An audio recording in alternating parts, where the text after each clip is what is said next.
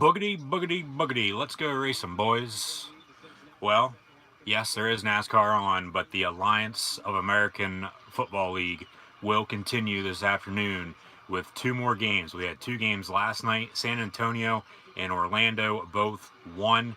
San Antonio defeated the Fleet from San Diego, and the Orlando Apollos defeated the Atlanta Legends. But coming up here next, live right here on YouTube, I'm going to be doing live reactions, play-by-play of the Memphis Express Birmingham Iron Alliance of American Football League game. So thank you for tuning in and watching. Like, follow, and subscribe on social media. The links are in the description below, so hit the little thumbs up button. Share this live reaction stream on social media. And if you have chat questions or comments, be sure to drop those in the chat. And then later on tonight as well, Arizona, the Hot Shots of Arizona, will host Salt Lake City, the Salt Lake Stallions. So I'm going to do the Memphis Birmingham game live reactions. The Grammys are also on tonight. Walking Dead's returning as well. A good college basketball game going on as I speak in Memphis. Memphis and UConn. Memphis leads by 4 with a minute to play.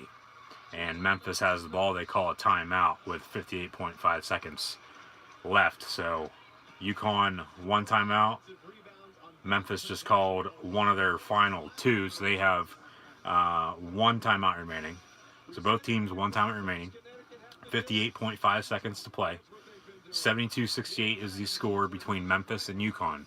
But coming up next, also on CBS Sports Network, the Memphis Express in the AAF, the Alliance of American Football League. They will travel to historic Legion Field to play the Birmingham Iron. And both teams' first games this season in the inaugural year for the Alliance of American Football League. As I said, there was two games last night, and I was on doing live reactions play of the San Diego, San Antonio games. If you guys tuned in and watched those, thank you. Always greatly appreciated when viewers, whether you've been on here before, if you're a returning viewer, or if you're a brand new subscriber as well, anybody who tunes in and watches my live reactions, thank you. Always greatly appreciated. So like, follow, and subscribe on social media. Links are in the description below. The little thumbs up button. Share this. And if, like I said, if you have chat questions or comments, drop those in the chat. The game between Memphis and UConn, the college basketball game, will be getting over here shortly. And then the Alliance American Football League game between the Memphis Express, and the Birmingham Iron will be kicking off here momentarily. So NASCAR also on. The Clash down at Daytona, a 75-lap race. Actually just started back up. They had about a 20-minute rain delay, red flag. So they started back up. They are now on lap 21 of 75. Only 20 drivers racing in this Clash at Daytona. And the winner, they'll receive a lump sum of money. And basically it's just for bragging rights. But really, with the Daytona 500 next Sunday and the two races on Thursday, Valentine's Day, this upcoming week, the two, what do they call them?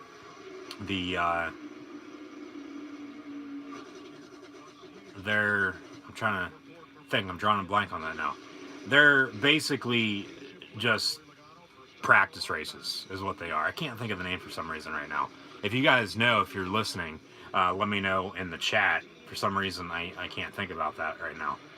Can't think of that. But they'll have two races on Saturday. But really, it's just to get accustomed to the conditions, how the track's going to be and whatnot. So these drivers know what they're going to do now next week for the 500. Now, next Sunday, the Daytona 500, I'll catch the tail end of that right here on YouTube. And then we'll watch and do live reactions play of the WWE Elimination Chamber pay-per-view. So hope to see everybody now next Sunday, lap 23 of 75. Now, Paul Menard is still in the lead, number 21. Paul Menard, followed by Keselowski, Logano, Ryan Blaney, and Ryan Newman to round out the top 5. There's Kevin Harvick. Doles at Daytona is what those two races this upcoming Thursday are called. So I flip back over. I don't know why I was drawing a blank on that. I know that. But with everything going on now, 74-70, Memphis leads, 32.5 seconds to play. Coming up next, program alert, Alliance American Football League, Memphis versus Birmingham. Okay, we got some time. It's just past 4 o'clock here on the East Coast. And they say kickoff, the first snap, as there is no kickoffs in the Alliance American Football League. Teams will begin at the 25-yard line. The first snap will be at 4:16 Eastern Time this afternoon. So 30 seconds to play now. Foul on UConn. So Memphis will go to charity strike to shoot some free throws. They are up 4, as I said, 74-70 over the UConn Huskies. 29.9 exactly to play. Yeah, so 4:16 snap for Memphis and Birmingham in the AAF. Once again, guys, thanks for tuning in and watching. Got basketball on right now, NBA also, college basketball on, NBA also on, some old Super Bowl games on as well. We'll see what's going on in Philadelphia between the Lakers and 76ers as well. That game actually just started about a half hour ago. And almost the end of the first quarter, the Lakers lead the Sixers 39-35.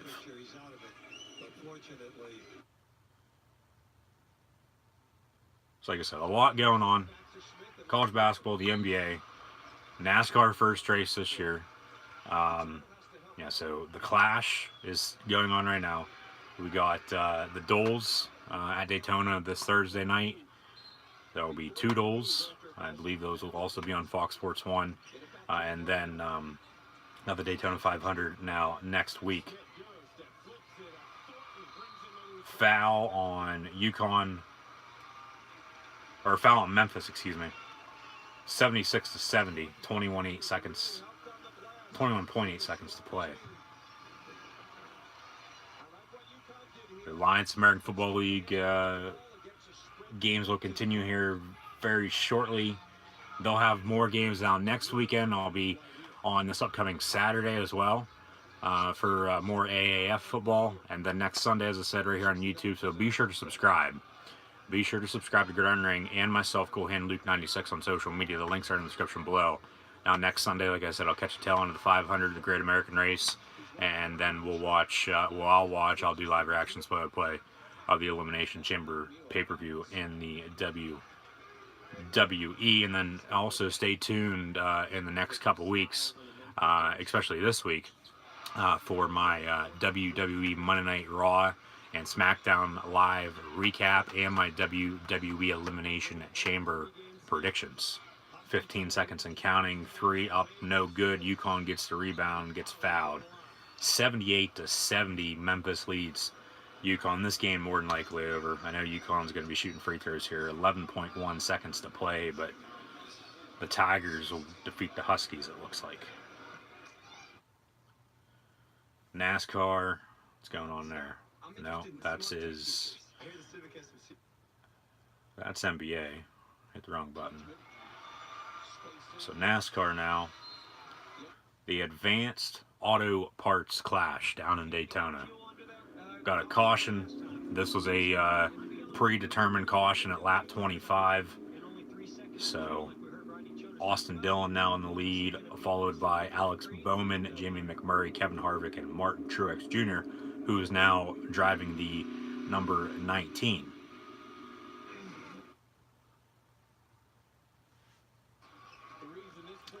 Five seconds and counting. Memphis has the ball. Clock's going to go to zeros. There's your horn. There's your buzzer. Memphis defeats UConn to go to 14-10 on the season. UConn falls to 13-11. So 78-71, your final score between Memphis and UConn. But the reason why I'm on YouTube doing live reactions, play-by-play here today is because next is the Alliance of American Football League game between the Memphis Express and the Birmingham Iron. Memphis and Birmingham playing in their inaugural games here this afternoon down in Birmingham, Alabama, at historic Legion Field. Christian Hackenberg will get the start for Memphis. And I believe Blake Sims, former Alabama standout, will start for Birmingham. We're going to find out here in the next couple seconds, though, as they cut to the closing credits for the basketball game. And we will now go to, well, they're going to go to Inside College Basketball for a second. First snap, going to be about 5 minutes away now. So, yeah, coming up next, the Alliance of American Football League. There's Christian Hackenberg, number 14, former Penn State Nittany Lion, drafted in the second round of the New York Jets in 2016. And then really didn't get a chance in the NFL, in my opinion. They cut him last spring. Well, they traded him to Oakland. Oakland cut him. He went to Philly. They cut him. He was signed by the Bengals to their practice squad and then drafted in the Alliance of American Football League quarterback draft this past November. And he was actually just named the starter a couple days ago.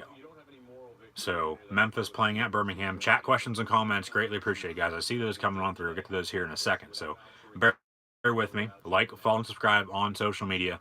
Links are in the description below. The little thumbs up button. Share this live reaction stream of the Alliance of American Football League game between Memphis and Birmingham on social media.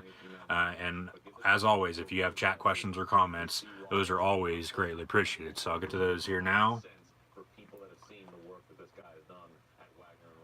So the game, no, it did not start yet. First snap, yes, it is coming across the bottom of your screen. It is on CBS Sports Network, Memphis and Birmingham, the Express and Iron. Yeah, so first snap will be at 4:16 p.m. Eastern Time. How about Hendrick Motorsports? What about Hendrick Motorsports? A lot has changed since the last race last year at Homestead, Miami, where Joey Logano won the 2018 NASCAR Monster Energy Cup championship. Jimmy Johnson changed sponsors. He is now driving the number 48 Ally Financial Chevy. New crew chief for him as well. Chase Elliott still driving the number 9. And then Bowman the 88. And who's driving the 24? Who's driving the 24? William Byron. William Byron is driving the 24 still. I don't know why I was drawing a blank on that as well. I couldn't think about the name for the Doles that are this upcoming Thursday, Valentine's Day. So hopefully everybody has a safe and happy Valentine's Day this Thursday. But the clash going on, they had the caution. Paul Menard's been leading most of the race, only a 75-lap race. But then they had the second caution at lap 25, predetermined, as I said. And Austin Dillon was in the lead then. But like I said, the reason why I'm on doing live reactions play-by-play here today is because of the Alliance American Football League game between Memphis and Birmingham. 2 games last night. As I said, San Antonio defeated San Diego and Orlando defeated Atlanta. Now next week, if you want to come back and see me do some live reactions play-by-play of the Daytona 500, be sure to subscribe to Gridiron Ring right here on YouTube. 500 is next Sunday. I'll be on catching the tail end of that. Hopefully we'll have a wild finish as usual. And then I'll watch the WWE Elimination Chamber pay-per-view. But up next on CBS Sports Network, Memphis and Birmingham in the Alliance of American Football League. Kickoff, well, the first snap, no kickoffs in the Alliance. I got to get used to that. There's no kickoffs. You can punt. There's a couple of those last night. There's a couple field goals last night as well. So Adam Archuleta and Ben Holden on the call for today's game down in Birmingham, Alabama at historic Legion Field. And yeah, first chances for a lot of players who some played in the NFL before, some never got a chance to play. So football is football, in my opinion. I'm watching it. I mean, I thought last night the games, really weren't that bad. Ratings-wise, they drew 2.9 million viewers for the 2 games last night, so that was good. And you got to start somewhere. You have to start somewhere. The Alliance of American Football League, the AAF, is a new startup football league. If you did not know, if you're just tuning in, there's 8 teams, 4 in the East, 4 in the West. Those 8 teams, the Atlanta Legends, the Birmingham Iron, the Memphis Express, and the Orlando Apollos. And then the Arizona Hot Shots and Salt Lake Stallions, they'll play later tonight.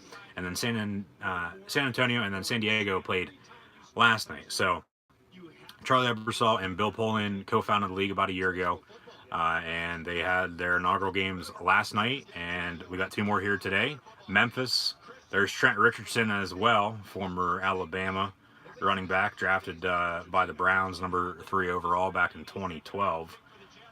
And then there's Hackenberg, second most passing yards in Penn State history now, after getting passed up by Trace McSorley, who very well could get drafted in the NFL draft this upcoming April. And also NFL draft weekend, that's when the Alliance American Football League will have their championship game out in Las Vegas. So I'm going to be doing live reactions play-by-play of the Alliance American Football League all season long, a 10-week season. 99% of the games are on Saturdays and Sundays. However, there is one Friday night game during week 10. So games are on CBS Sports Network. That's what channel today's game is on. And then later tonight at 8 o'clock on NFL Network. NFL also sponsored, partnered up to be a sponsor with the Alliance American Football League. On NFL Network later tonight, Salt Lake City will go to Arizona to play the Hot Shots. And then there's some games on TNT and Bleacher Report live as well. So once again, guys, thanks for tuning in and watching. First snap, a couple minutes away. They go to one final commercial break before they'll start the action. So like, follow, and subscribe on social media. Links are in the description below. The little thumbs up button. Share this on social media. And as always, if you have chat questions or comments, I see those coming on through. Let me know in the chat. Always greatly appreciated.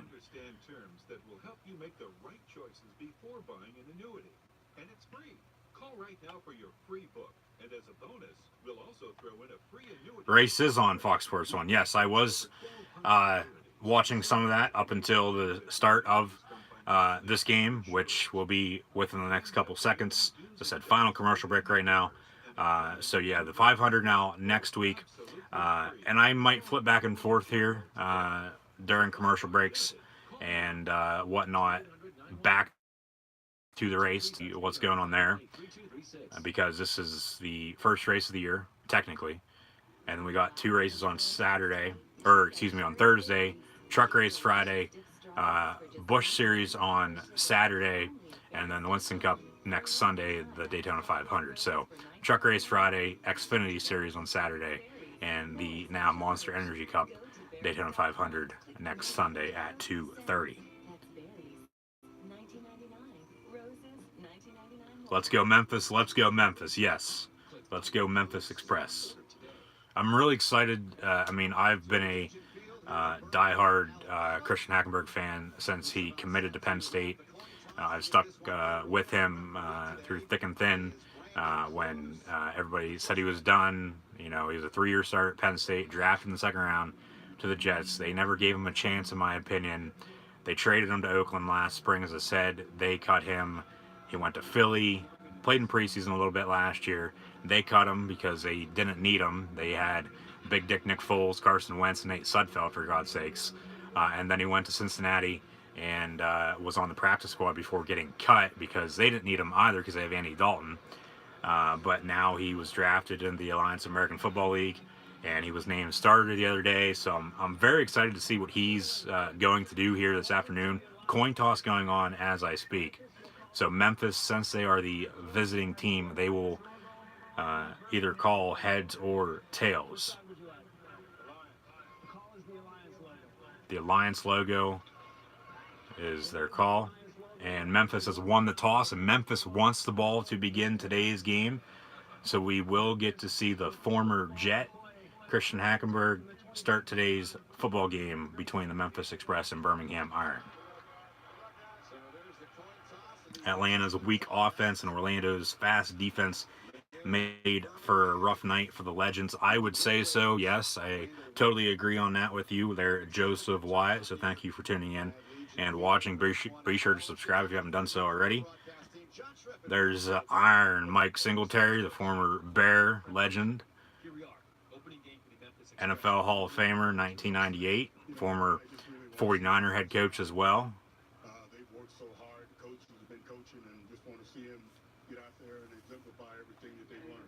So yeah, the Orlando-Atlanta game last night, the Apollos and the Legends, really a blowout from start to finish. Steve Spurrier should really get back into coaching in the college football ranks or the NFL ranks the way they played last night. But that's only one game. We're gonna have to see how they play the rest of the year. There's Hack. And by the way, today's drinking game, every time I say Christian Hackenberg, or Hack, be sure to take a drink. I don't care what it is. Be sure to take a drink.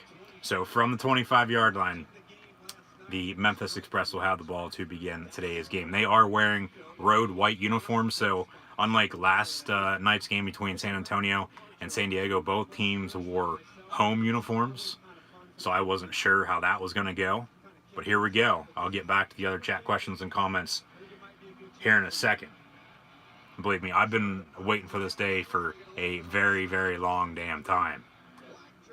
The Jets should have gave them a chance. They didn't. Here goes nothing. Hackenberg going to be under center now from the 25-yard line. Memphis going left to right across your television screen. He's going to send a man in motion. And he's going to hand off first snap for Memphis on 1st and 10. A 5-yard run out to the 30-yard line for former Ram and Jet running back Zach Stacy. When he came out in the NFL draft, he was a very polarizing prospect. Some people said that he really had what it takes to go to the next level, but other people said that he wasn't even a draftable quarterback. I think the number one thing that he's been able to work on with all the reps here in camp is his mechanics. If he can straighten up his mechanics. 2nd and 5 from the 30. Hack and shotgun. He's looking to throw. Pass over the middle, complete. First down at the 38. Out to the 40 now. Pass was complete to number 80 for the Memphis Express. And bear with me on players' names and numbers, because just as you are watching today's game, I am getting used to all the players and numbers in this inaugural season for the Alliance of American Football League. So pass was complete to number 80, Brandon Barnes, the 6'5" tight end from Alabama State. So a toss play here near side, gain of about 3 yards. That's Zach Stacy once again, number 20. Let's take a look now at the defensive alignment for Birmingham. Who stands out the most? Last night, though, in the Alliance, yes, San Antonio and San Diego, that game was closer. Then San Antonio ended up pulling away the blowout, Orlando, and Hack under center. Give to the fullback from the 44 on 2nd and 7, gain of about 3 yards. Going to be 3rd and short, about 3rd and 3. San Antonio and Orlando looked like the top 2 teams in the league, though, last night, but we still got 2 games here today, so we'll get a better view after the later game tonight. 3rd and 3.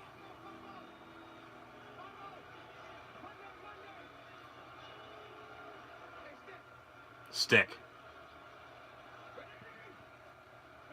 Empty backfield, 5 wide. Hack going deep down the far sideline, incomplete. So a good throw. He got pressured. Ball was near side, not far side. Excuse me on that. Yeah, he got rocked a little bit. It was just a simple fader out here near side, and he overthrew his target a little bit. But oh well, a decent start to the drive. It's going to end with a punt on 4th and 3 here. And Brad Wing, former Steeler and Giant, on to punt for Memphis. And ball will be fielded, called for a fair catch at the 15-yard line by number 15 for the Birmingham Iron. Number 15 for Birmingham is not even on my roster that I have. What the hell? Oh well, we'll find out who number 15 is sooner or later. And one thing I like about the Alliance, everybody's mic'd up. You can hear everything they're saying, including the Sky Judge, the official up in the booth.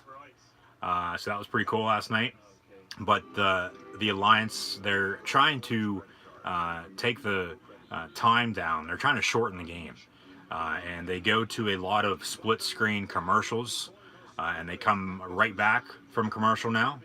as the Skycam is sponsored by Wills Up. So number 12, Louis Perez from Texas A&M Commerce will get the start for Birmingham here this afternoon. Keith Price, former Washington quarterback, and Blake Sims, former Alabama quarterback, are also on the roster.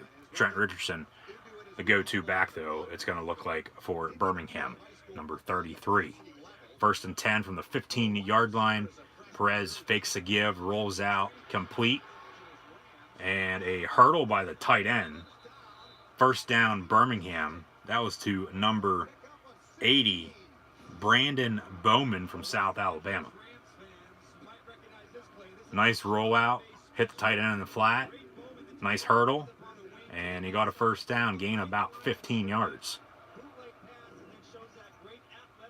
You're watching the race, you don't get the game, well, keep us updated on the race. I know you said Paul Menard, Ryan Blaney, Kyle Larson, Brad Keselowski, and Denny Hamlin were the top 5 a moment ago. I assume some of that has changed with how NASCAR goes, but yeah, keep us updated, and I'll keep you updated on today's Alliance of American Football League game between Memphis and Birmingham. He was a football player, loved his presence. If he won anything, it was the production meetings. Very meticulous, very confident, and I think this guy, and it resembles anything on the field. You're watching CBS Sports, but you only see golf. Memphis jumps offside there a little bit. Encroachment on the defensive line on 2nd and 4, so that's going to be an automatic 1st down. So you're watching CBS Sports, but you only see golf. That is because you are watching CBS. This game is on CBS Sports Network. I don't know if you get CBS Sports Network, but thanks for tuning in. Red Edwards. Be sure to like, follow, and subscribe on social media. Links are in the description below. Arizona was a preseason favorite for the Alliance for most wins, betting odds-wise. I know that doesn't mean much once the games start. Yes and no, but we'll have to see what happens. We'll have to see how they play later tonight. But I would say right now, San Antonio and Orlando are your top 2 teams. Perez airs it out, complete. Big gain for the Iron. Complete to number 11, Quinton Patton, former Louisiana Tech Bulldog.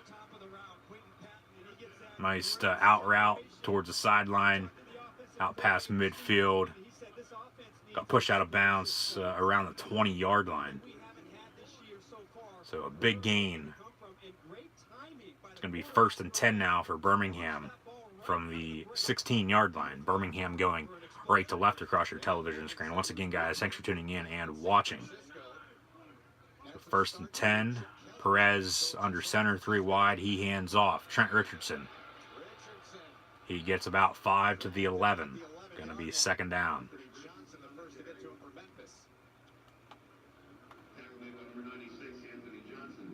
What we're seeing right now from the Iron offense. There's Mike Singletary, A lot of play action passing and really mixing in that zone. the head coach for the Memphis Express, the head coach for the Birmingham Iron. Yeah, right there with it. They have been crisp from the 11-yard line. Is Tim Lewis. 2nd and 5, 10 minutes to play in the opening quarter. Perez goes towards the end zone, incomplete. 3rd and 5 coming up. So 4 15-minute quarters. There are 3 timeouts per team, 2 coaches' challenges, and those will be the only challenges, only replays the entire game. Now there is a sky judge, and he will make up for some poorly bad calls by the officials if that ever happens. Did not happen last night, so we'll have to see if that happens today. But 3rd and 5. Rolls are basically NFL rolls, except for some.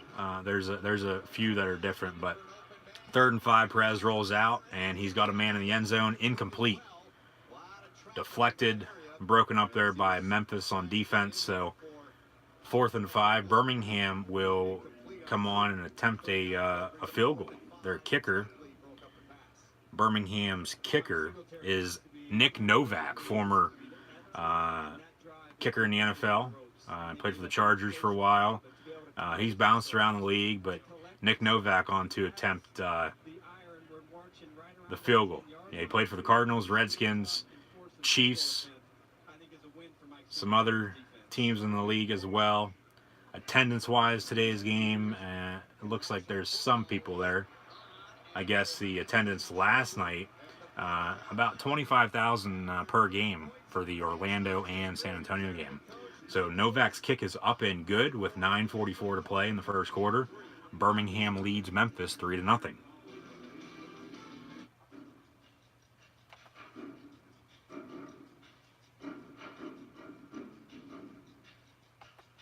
So thank you for subscribing, Joseph Wyatt. Perez put up video game numbers in college, won the Harlan Hill Trophy and national champ in 2017. Yeah, up until the game started here today, I absolutely knew nothing about Luis Perez. So as I say, Keith Price also on the roster along with Blake Sims. Memphis Express, they have Christian Hackenberg, who started. He's running back on the field now as Memphis will have the ball at the 25-yard line after the field goal. Brandon Silvers, former Troy quarterback, along with Zach Mettenberger. He played at Georgia and then LSU before playing for the Titans and Steelers in the NFL. He's the third-string quarterback. So Zach Stacy in the game at running back, a couple yards behind Hack from the 25-yard line, man in motion, 1st and 10 for the Express. Hackenberg hands off. Stacy gets about an 8, maybe 9-yard run there. Going to be 2nd and short. Keep those chat questions and comments coming, guys. Always greatly appreciated. Another interesting story. He had an exceptional rookie year. 5th-round draft pick for the then St. Louis Rams in 2013. He had that devastating ankle injury and really hasn't been able to play. So from the 34-yard line, 2nd and 1. Hackenberg hands off to the fullback once again, 1st down. And they get it done. Anthony Manzo Lewis with the carry, and there's Tim Lewis. We visited with him last night, and his staff, his brother Will, is the general manager of the Memphis Express, so they probably got a little friendly wager going on. I had a chance to be coached by Tim Lewis in the 2001 Senior Bowl when he was the then defensive coordinator to the Pittsburgh Steelers. So a guy that's been around the National Football League for a long time. 1st and 10 from the 39. Hackenberg hands off. Zach Stacy, he loses the yard. 2nd down and 11. So like I said, rolls, they're a little bit different. Not by much, but games, they're going to be about 2.5 hours. There's no TV timeouts, so if you call a timeout, they're not going to go to a TV commercial. And you have to go for 2 if you score a touchdown. You have to go for 2. There's no extra points. No kickoffs either. As we've seen, you must start at the 25-yard line. 1st and 10. 2nd and 11, though, on this play. Hackenberg airs it out, incomplete up top. So 3rd and 11, 8:04 to play in the first quarter. Pass was intended for number 88 of the Memphis Express, Ross, former wide receiver at Kentucky. And he makes a good play, but we always used to say that was a good play. Let's go ahead and make a great play. Pick up that ball and go the other way for 6. But a nice transition out of his break and picking up that pass. 3rd and 11. 3 wide. And Hack gonna throw. He's gonna step up in the pocket, and then he's gonna get sacked. He's gonna lose about a yard. And 4th down, 4th and 12. Memphis will punt once again. And poor blocking up front. The left tackle let the D end come right through, and Hackenberg stepped up, tripped a little bit, and ended up falling down. So 4th and 12, 7:30 to play, and Wings punt is up and away, fielded at the 11-yard line by Birmingham. And going to make a move before getting pushed out of bounds around the 28-yard line.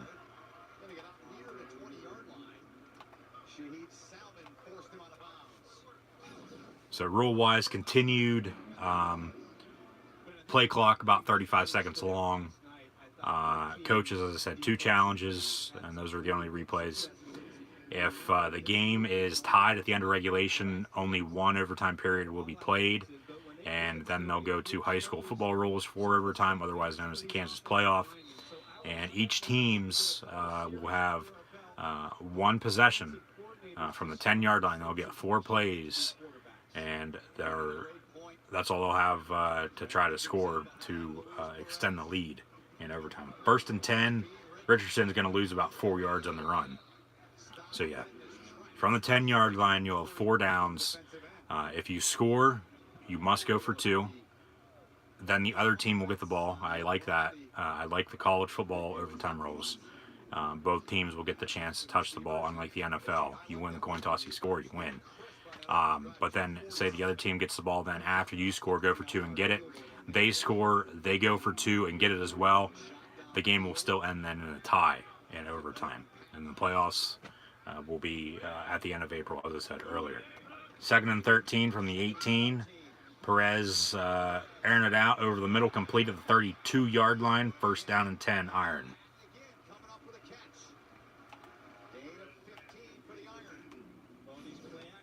Pass was complete to Quentin Patton, former La Tech Bulldog, as I said, and then he played in the NFL with the San Francisco 49ers for a bit. But another really nice pass from Perez to be able to scan the field, get that ball out under pressure, and pick up the 1st down. So 3-0, 6 minutes and counting to play in the opening quarter. 1st and 10 from the 33. Perez under center, and he fakes the give, getting pressured. He's going to be sacked back at the 25-yard line by number 96 for the Memphis Express, Anthony Johnson from LSU. 3 of the 4 defensive linemen for the Memphis Express play their college ball in Baton Rouge for the Tigers. Did I think the Fleet should have pulled Mike Bervici a little earlier last night? Maybe, yes, a little bit. I would agree on that to some extent. Yeah, I mean, you got to keep your quarterback in there, though. Got a flag on the play. It's going to be an offside on Memphis. Memphis jumped a tad early. Play clock went to 0-02, so maybe delay a game. Officials, uniforms, a lot of people were giving them crap about it last night. They look all right. They're not that bad. They're a little bit different, but the Alliance American Football League's got to be different than the college football level. It's got to be different than the NFL. And you got to start somewhere. It's a new startup league, if you didn't know. So 3-0 Birmingham over Memphis right now. And we had a neutral zone infraction and offside on Memphis. So clock continue to run here, under 5 minutes to play. 3-0 from the 30-yard line. Birmingham leads Memphis. And last night, San Antonio defeated San Diego, and Orlando defeated Atlanta. And then later tonight, Salt Lake plays Arizona. On 2nd and 13, run by number 13 of the Birmingham Iron, number 13, Felton. On the carry, got a couple, going to be 3rd down. And then the second part of that question that Joseph White had there a second ago, first part was, did I think the Fleet should have pulled Mike Bercovici a little earlier last night? Yes and no. I mean, you got to keep your quarterback in there and just let him play. It's your first game. You know, everybody's nerves are shot. Perez looking to throw, pass incomplete, and hit the wide receiver right in his hands. And Patton ended up dropping it. So 4th and 11, Birmingham will punt for the first time this afternoon. Because Joseph Wyatt said, seems like he didn't feel pressure coming, which really kept the offense off rhythm. Well, it all starts up front. You got to block. Sack Antonio, as they're saying now down in San Antonio, the Commanders, they had, I believe, 5 or 6 sacks last night total, along with 3 interceptions. So it was just a good defensive game, good defensive effort by San Antonio against San Diego. Obviously, yeah, you got to fix it. You got to move on. But like I said, it was the first game for everybody last night and with the games today. So everybody's nerves are shot. And you really don't know what to expect when you're playing against these other teams in this brand new startup league. Like I said last night, I didn't know what to expect going into the games. But then the game really wasn't that bad. I mean, the football was decent. These guys are former college greats at their respective school. Some have played in the NFL. Some have been in the NFL but not played. So they know what the NFL is like. They know what, the game of football is like as well. Hell, they've been playing this game for how damn long. So,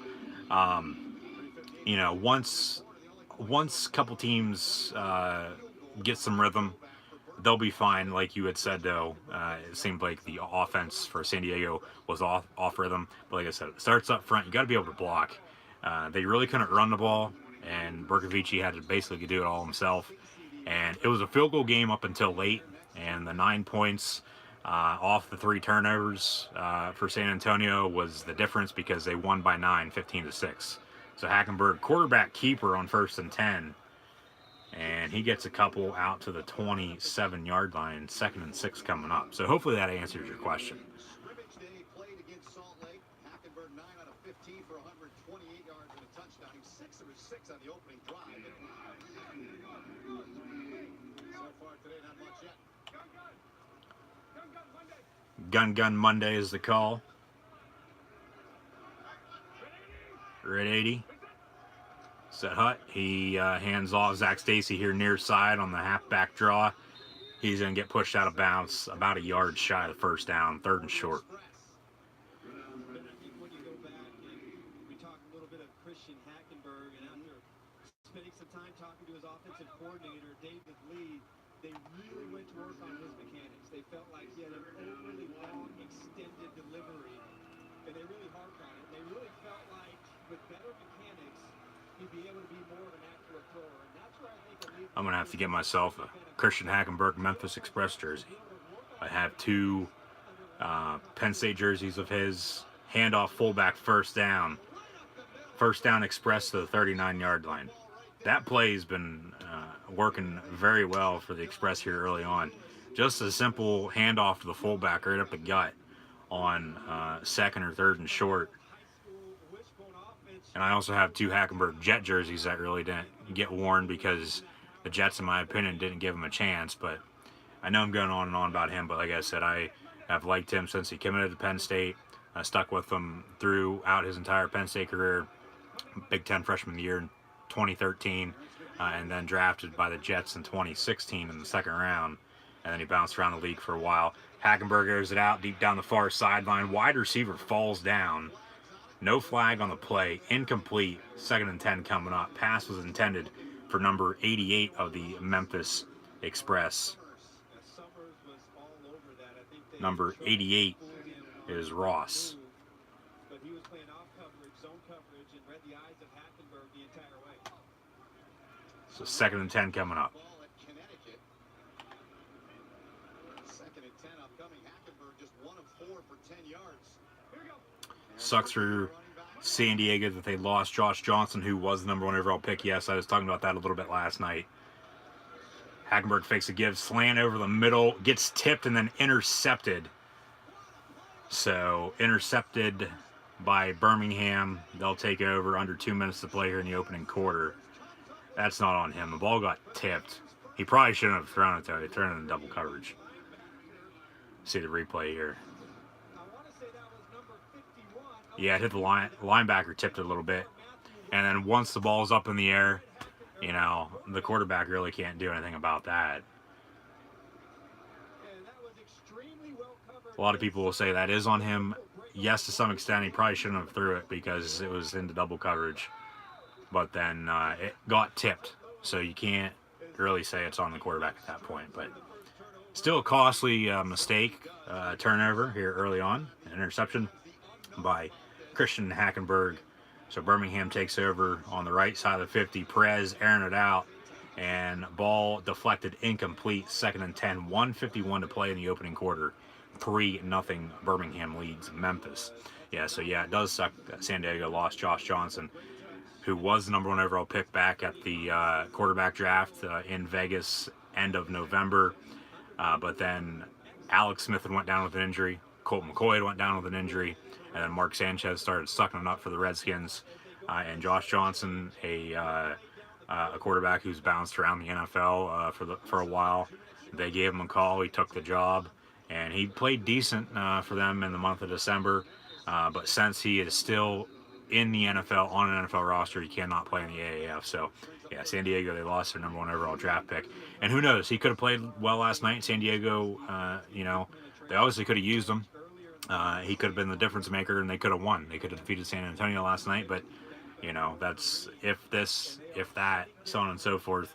Obviously, he didn't play, and San Diego lost. 3rd and 13. The Iron 0 for 2 on 3rd down at this point.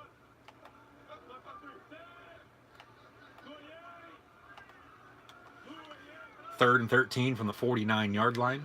Perez looking to throw over the middle, complete the first down marker. And that was complete to number 80, the tight end for the Birmingham Iron. Number 80 is Brandon Bowman, the tight end from South Alabama. 2 catches for him so far this afternoon. What a pass from Perez. Gets right over the dropping safety. And on 3rd and 13, a little option route by the tight end, and they're able to pick up that first down. You got to find a way to get some pressure up front. So under a minute to play here in the opening quarter this afternoon. Ball at the 34-yard line, 1st and 10. Perez fakes the give to Trent Richardson, and incomplete, intended for number 14 for the Birmingham Iron. Amba Etta Tawa. I totally butchered that, but oh well. He played his college ball at Syracuse. In 2013 to the New York Giants, but a huge 2nd and 10. senior year at Michigan, and so far in this game, I think they've got to go find somebody else to throw the ball to. He has not let How do I feel about the illegal defense if you bring more than 5 on a blitz? I did not know about that. I mean, technically, it just looks like regular football to me. I really didn't notice that no one was bringing more than 5 on a blitz. I mean, obviously, that's a different role. They're trying to be different. I get that, because you have to be different. That's going to be the final play of the first quarter, though. Going to be 3rd and 3 coming up for Birmingham to begin the second. They're up 3-0 at the end of one over Memphis. But, I mean, it is what it is. It would be stupid, though, if you brought 7-8 guys on a blitz, if you ask me, especially on that 3rd and 13 that they just had a moment ago that they converted on. I'd rather play back a little bit, whether you're playing zone or man. It really doesn't matter. I just want to try to stop the guy before he ended up getting a first down. So we'll have to see if that really becomes a factor or not. I really didn't notice that a whole lot last night. There was a couple big hits last night, and I think a lot of people were excited about that because in the NFL it would have been a penalty. Like Berkovici got leveled. He literally got his bell rung on one of the first plays of the game last night. And then he really wasn't the same after it. And who knows, maybe that's why, he wasn't playing as good last night as what he did at Arizona State.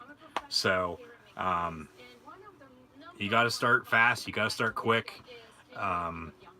Memphis, they were trying to do that here today. They received, and then they've gone 3 and out a couple times, an interception as well. And Birmingham's up 3-0 at the end of one. So we'll see if it becomes a factor. I don't think it will, but maybe as the season progresses, who knows? We only had 2 games last night. This is the 3rd of the opening weekend in the inaugural season. So a long way to go. Like I said, you got to start somewhere, though, and I'm sure it'll pop up here and there, but I really don't know what to think about that at this point in time. Do I think the 5 on a blitz is too... Well, yeah, I'd say so. Yeah, I agree on that. you know. But I mean, you're playing football, for God's sakes. You sign up to get hit. You know you're going to get hit. So, um, football's always been a physical game. Um, you know, if you get hit, you get hurt, so be it. Like I said, it's what you sign up for. And that's the one thing with the NFL right now. You touch somebody, you're getting a 10-yard penalty called on you. So, yeah, I would have to agree on that. I'd have to say so, yeah. Yeah, I think the 5 on a blitz is to protect the quarterbacks. Yes, I agree on that, yeah.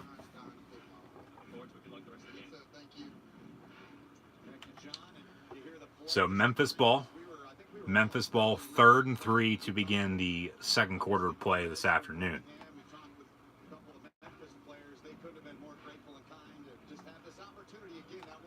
think it's a great opportunity, and I think for being such a young league and not even being around a year, they have done an exceptional job of preparing everybody involved to get ready. And Perez under center, he hands off. Richardson slips, but he gets the first down, and that's all that matters. First down and 10 coming up for Birmingham. As I said, Tim Lewis is the head coach for the Iron. He was a former defensive coordinator in the NFL with the Steelers and the Giants in the early 2000s. A lot of former NFL greats have aligned themselves with the Alliance. They've teamed up with the Alliance. I mean, hell, Troy Polamalu and Hines Ward are involved in the Alliance, along with Jared Allen. Bill Polian, former GM with the Panthers, Bills, and Colts, along with being president of the Colts during the Peyton Manning era, was one of the co-founders of the league. So I think we're going to get good football, and we did last night, and we have so far here today. Yeah, it's been a little slow in the games. The one was a blowout last night, one was close, and it's been slow here early on. But, you know, like I said, you got to start somewhere. It's something to build off of and build on. Like I said, they had 2.9 million viewers watching the games last night, and who knows, this might become a developmental league for the NFL in the future. You got the XFL also coming back next year as well, so we'll have to see, obviously, with how the AAF does this year, going head-to-head with the XFL then next year, if they survive, which I think they will, but maybe instead of going head-to-head, the Alliance will change dates of the season, so on and so forth. Who the hell knows? You got to play the games in the opening season, though, first, and then, you know, move forward and just continue to play football. Make good decisions, obviously, as a league. And like I said, who knows? This might become a developmental league. But all these players that are playing in these games, that are on these 8 teams in the AAF, they're trying to make a name for themselves, whether they've been in the league before or not. They're trying to get to the NFL. And if you're a football player, that's where you want to be. Perez, quarterback keeper, he slides, gets a first down inside the 10-yard line. So 1st and goal coming up for the Iron.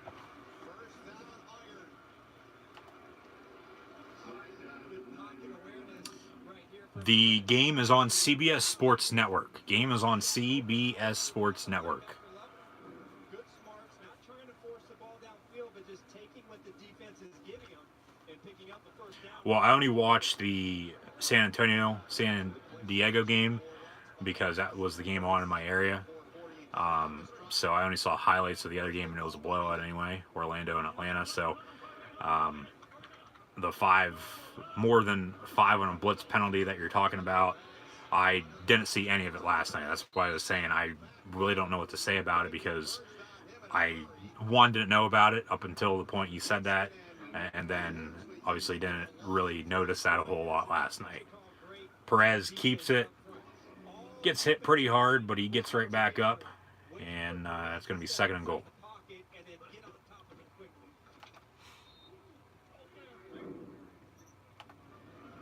Second and goal upcoming now from the 12-yard line.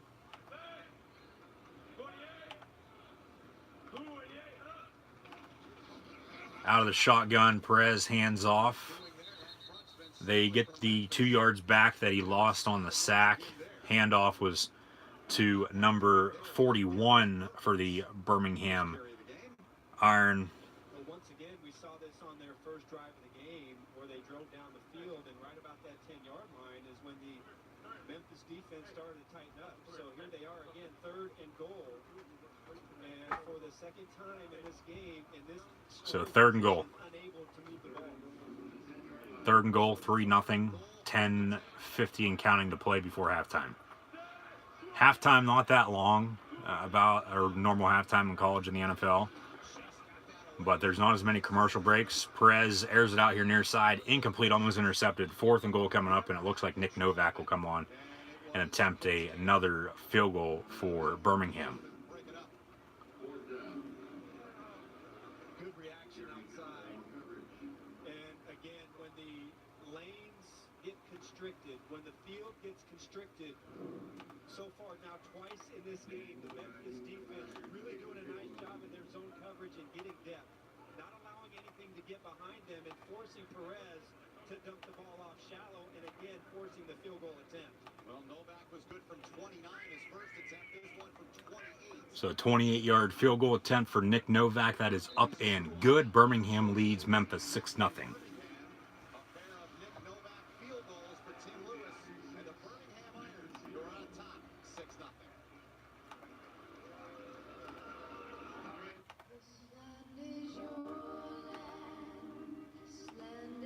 So they go to another split screen commercial. As I was saying, halftime about the same length, but with less commercials. That's really the difference with the game being only 2.5 hours in length compared to a regular college or an NFL game, 3.5, 4 hours. It just depends. Obviously, I think everybody who has watched understands what I'm saying there, but come back from that split screen commercial now, 10:36 to play, 6-0 Birmingham leads Memphis, and Memphis obviously not the start that they would have liked here early on. A couple 3 and outs, as I said, and then an interception by Hackenberg, but he comes back out on the field now. He's going to be in shotgun to begin this next drive.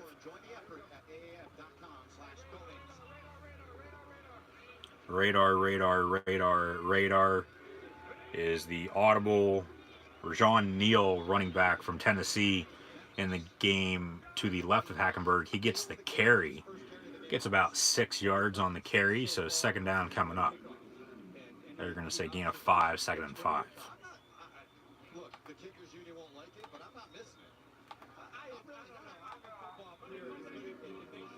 it. So 2nd and 5, 10-12 and counting in the first half. 6-0 is the score. 4 wide. Hackenberg looking to throw. Pass over the middle, just a tad bit high for his wide receiver. That's number 86 for Memphis, Fabian Guerrera from Fairmont State. So 3rd and 5. It's 35 seconds from the end of the play. So it's almost 15 seconds faster in between plays than what we're seeing from the National Football League. And I think so far it's worked. I'm with you on that, Arch. 3rd and 5.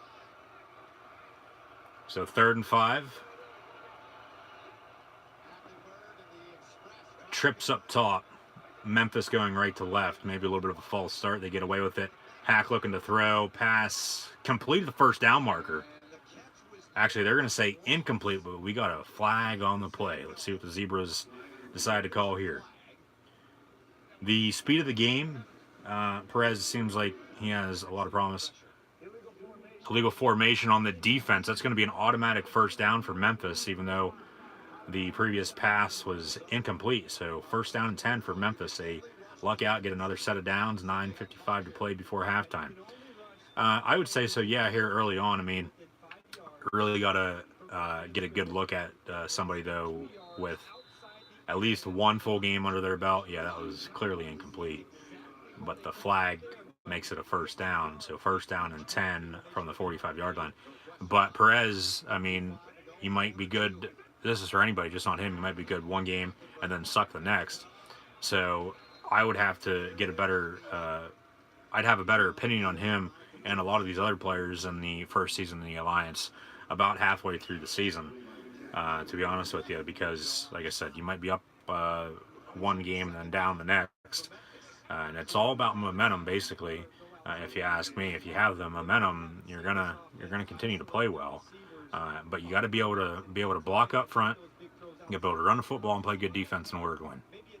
So a decent quarterback isn't that bad of a thing either. Trips up top, slant pass over the middle, first down and 10 on 2nd and 7. Pass was complete to number 81 for the Memphis Express, Alton Pig Howard from Tennessee, a 5'8" wide receiver. First down and 10, just past midfield now at the 40-yard line. 1st and 10, 4 wide, running back to the right of Hack, who is 2 of 7, 22 yards passing and an INT early on, and he gets sacked back at midfield. 2nd and 20 coming up. But who was it last night? The San Antonio game. One of the quarterbacks, I forget who it was. They were saying, or it was Logan Woodside for San Antonio. That's who it was, because he played in the NFL a little bit this past year. He was on the Bengals practice squad after getting drafted by them out of Toledo in the 7th round last year in the draft. He was saying the speed of the game on a scale of 1 to 10 compared to the NFL with the Alliance American Football League is about a 7, 7.5, 8 out of 10. So, I mean, the football competition's there. The speed's there. It's not that far behind. Got a whistle from the officials. Flag on the play, maybe a false start or delay a game on 2nd and 18.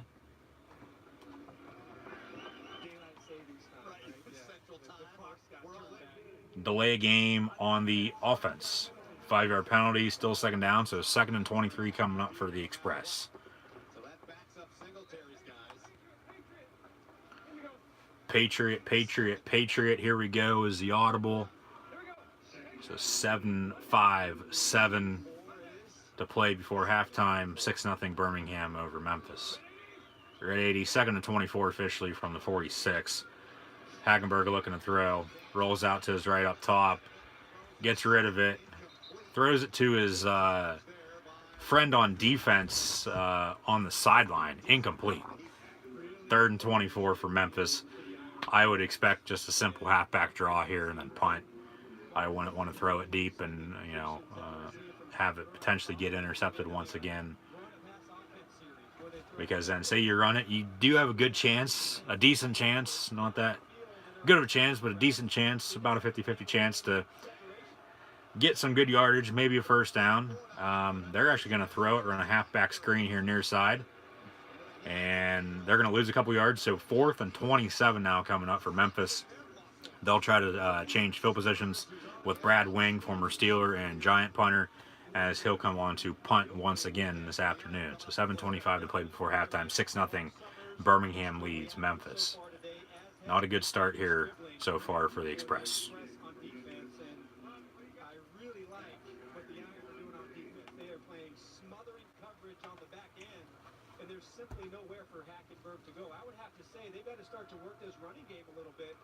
So Wings punt up and away. Decent punt. Going to be fielded at the 13-yard line by Birmingham. That's a block in the back a little bit. Ends up getting tackled at the 10-yard line. So Birmingham will have the ball 10-yard line with 6:53 to play in the 2nd quarter when we return from commercial. For the first time in the history of pro sports, here's the app as fast as every player in the game. The Alliance app. Johnson hit someone for the big one. Really? How many laps to go? Actually, we're going to turn NASCAR on here for a second. They'll probably still be out of caution if that literally just happened. 17 to go. All right. Johnson's in the lead. That's all that matters. I don't care if you wreck somebody. Actually, I do, but the new number 48 Ally Financial Chevy is in the lead here today at the Clash at Daytona. So that's always good to see. Kurt Busch, who's now driving the number 1 Monster Energy Cup car, he's in 2nd place. Joey Logano, last year's Cup winner, in 3rd. Ryan Blaney in 4th. Bowman, Alex Bowman, driving the 88 in 5th.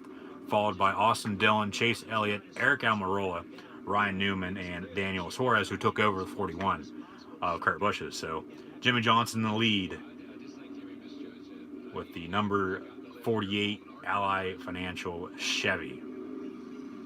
Who did he take out? Who is that? Is that Truex? Is that the 19? No, Truex is in 15th. Who is that? Rain looks like it's coming down a little bit. He took out Paul Menard, it looks like. Paul Menard, if I were him, I'd be pissed. He was in the lead most of the entire race. Cars are going to come onto pit road now to get some fresh tires, maybe some high quality fuel.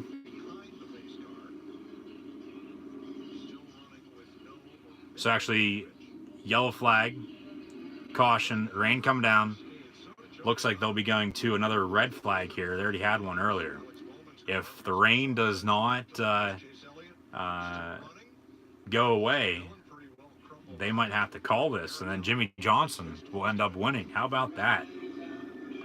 Truex is 19. Yeah, I was wondering. I said that earlier. I knew he switched over, but it looked like the 19 was sitting there on the side after he got wrecked. But obviously, it was Paul Menard who Jimmie Johnson ended up taking out. So yeah, I've been watching some of this, but I have been watching the Alliance of American Football League game since that began. So Jimmie Johnson, though, in the lead, 16 to go. Going to be a red flag, though, with the rain in the Daytona area. So Trent Richardson on the run there on the previous play in this Birmingham Iron Memphis Express game in the Alliance of American Football League. Thanks for tuning in, guys. Thanks for watching. Like, follow, and subscribe on social media. Links are in the description below. Also, be sure to hit the thumbs up button. Share this on social media. And then if you have chat questions or comments, always greatly appreciated. Be sure to drop those in the chat.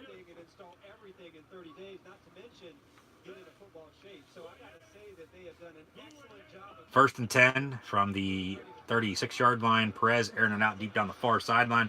Has a man. First down. Felton, number 13, on the reception.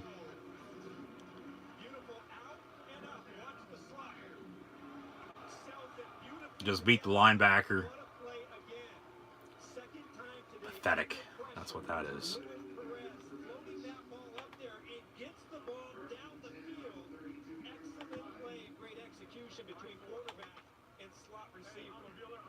Calling it a 36-yard pickup. Birmingham has been great out first down. Their average gain is 8 yards. First and 10 from the 32 now. Fake the give.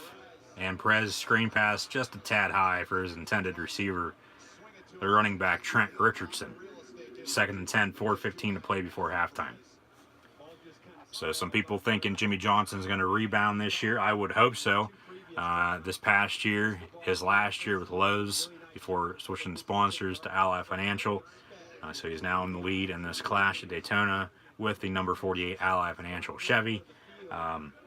Last year, he did not win a single race for the first time in his career. So hopefully, yeah, he bounces back.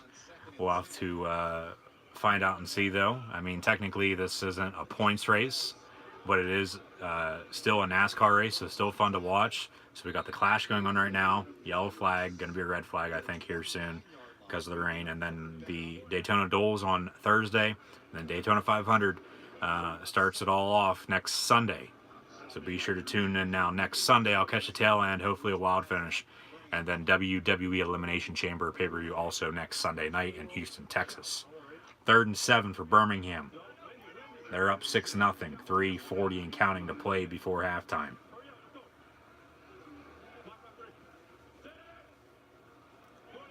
Third and 7 from the 29-yard line. Perez has 3 wide here near side, has a man. Incomplete. That ball hit the turf.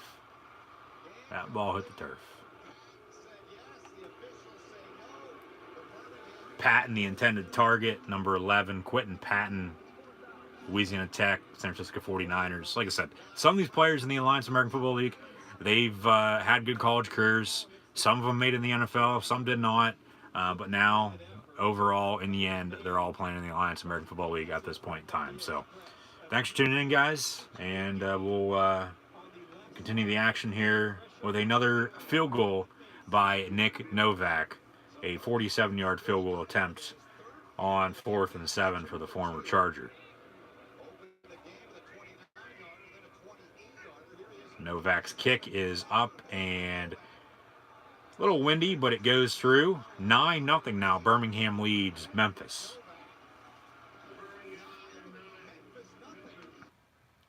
Daytona. And unofficial results, Jimmie Johnson wins. Jimmie Johnson wins the Clash at Daytona here this afternoon. Nice.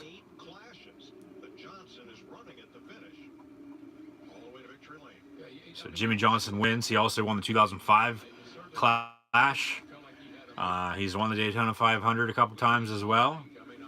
He's won a couple of duels at Daytona. Obviously, last year didn't go as planned for him, but now he picks up a win to kick off 2019. Here's the official wreck, the crash from a moment ago.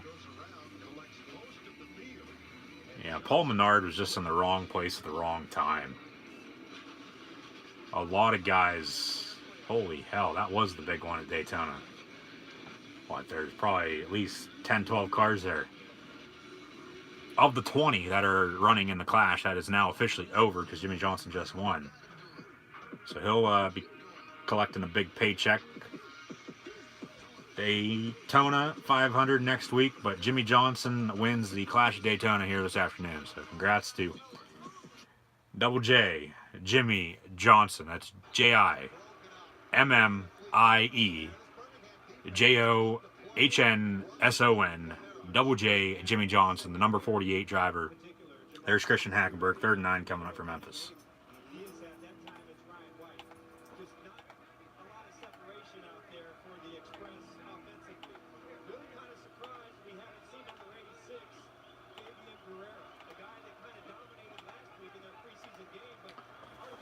Third and 9 from the 26 for Memphis. Memphis going right to left. Hackenberg looking to throw, has a man, overthrows him, incomplete. 4th and 9 coming up. Good God. Come on.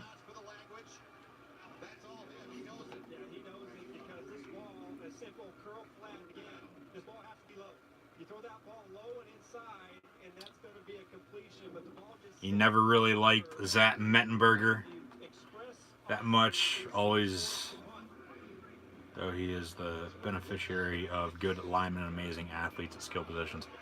Yeah, I'd have to agree with you on that as well. He's not really that good of a quarterback. I mean, these quarterbacks here this afternoon really haven't played that well either. Louis Perez really stealing the show here early on, though, for the Birmingham Iron. So, yeah.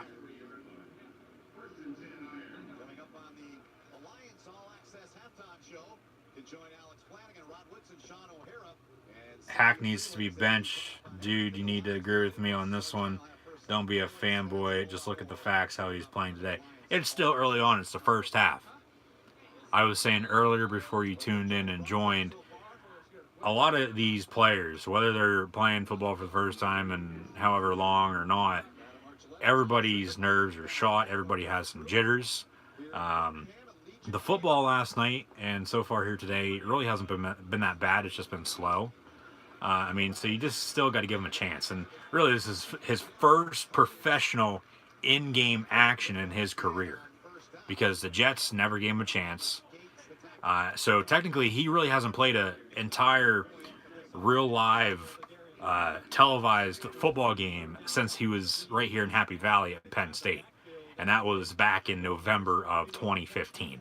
It's almost 4 years, a little over 3 years ago. So Perez airs it out on 2nd and 1, incomplete. So just obviously give him some time.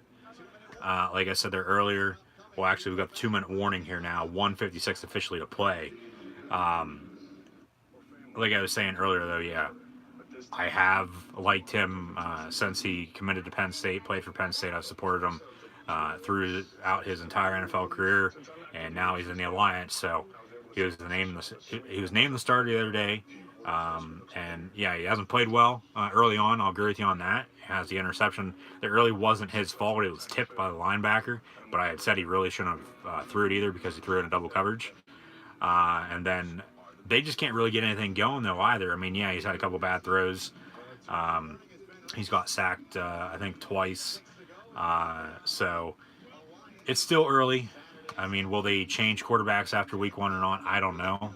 We're going to have to find out and see. But just give him some time. He's not that bad of a quarterback as everybody thinks he is. Play largely is going to be the quality of this league. I mean, I think that's what the league is building on, especially when you talk some of the coaches. Did I see they're opening up the little dirt track? Their mechanics, Yeah, there's Hackenberg once again talking with his quarterback coach. major priorities for the Alliance. Yeah, I knew about that, I believe. San Antonio They, last night as well in their win at the Alamo Dome. hold on, 3rd and 1. And Perez going to keep it, quarterback keeper, he's going to get the first down. So, Memphis, they've been running the ball a little bit here early on. But then they really haven't had anything going other than that. A couple punts, that turnover. Like I said, a couple passes were overthrown. But Memphis just really, from the start, they've just maintained control of this entire game. Perez, about a 4-yard pass completion, going to be 2nd and medium. Yes, so I did know about that. Yes, to answer your question. Down here in the second quarter, a great opportunity for Perez to execute the 2-minute drill. 1 minute, 15 seconds left, plenty of time. Perez airs it out, and it's going to be somehow caught at the 33-yard line. They're actually going to say incomplete. It hit the turf. Incomplete, intended for Quentin Patton once again. So 3rd down coming up. And that's close. If I'm Tim Lewis, I might want to challenge. It looked as if the left arm It looked like a catch in real time. I don't think that ball ever hit the turf.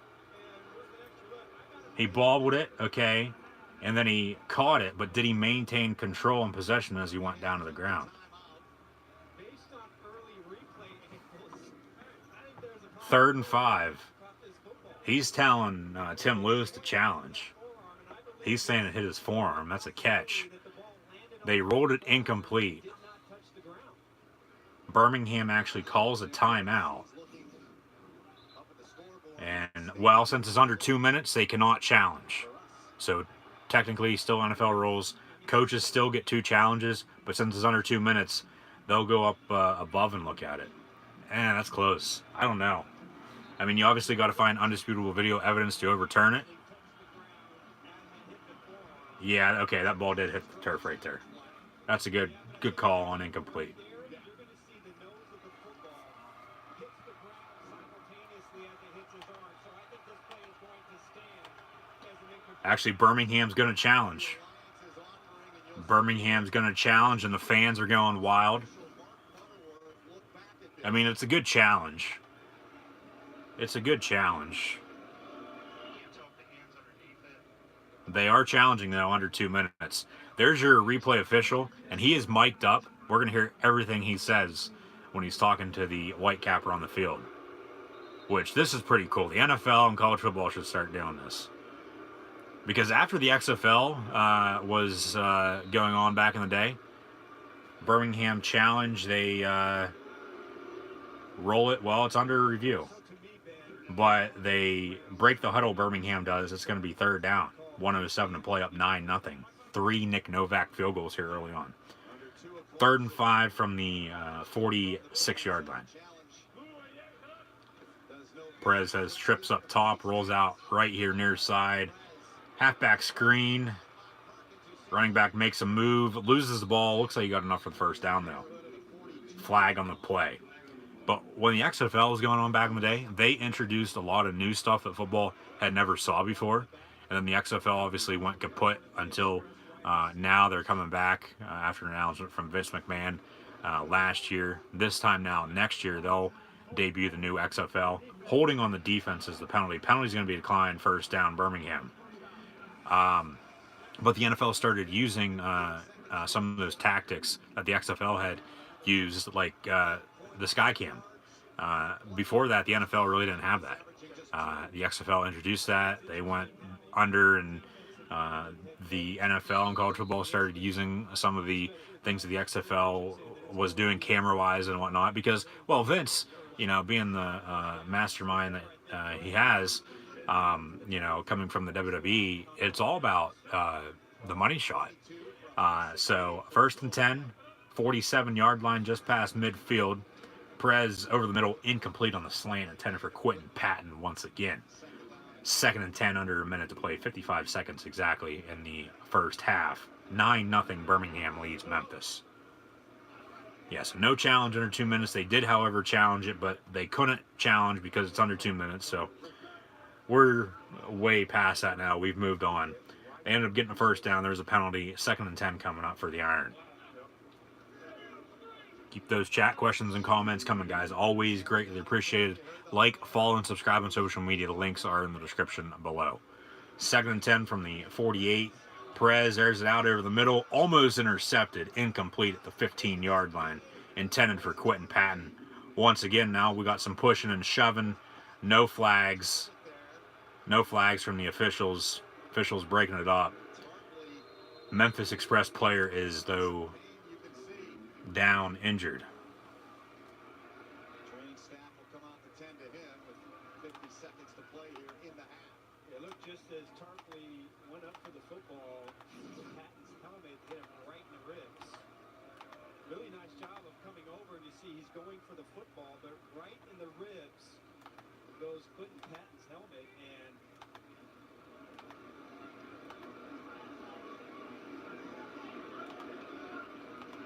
After the fact, Pat not happy about that. Jackson saying, look, man, I'm sorry. As they continue to tend to Tarpley, college ball at Vanderbilt.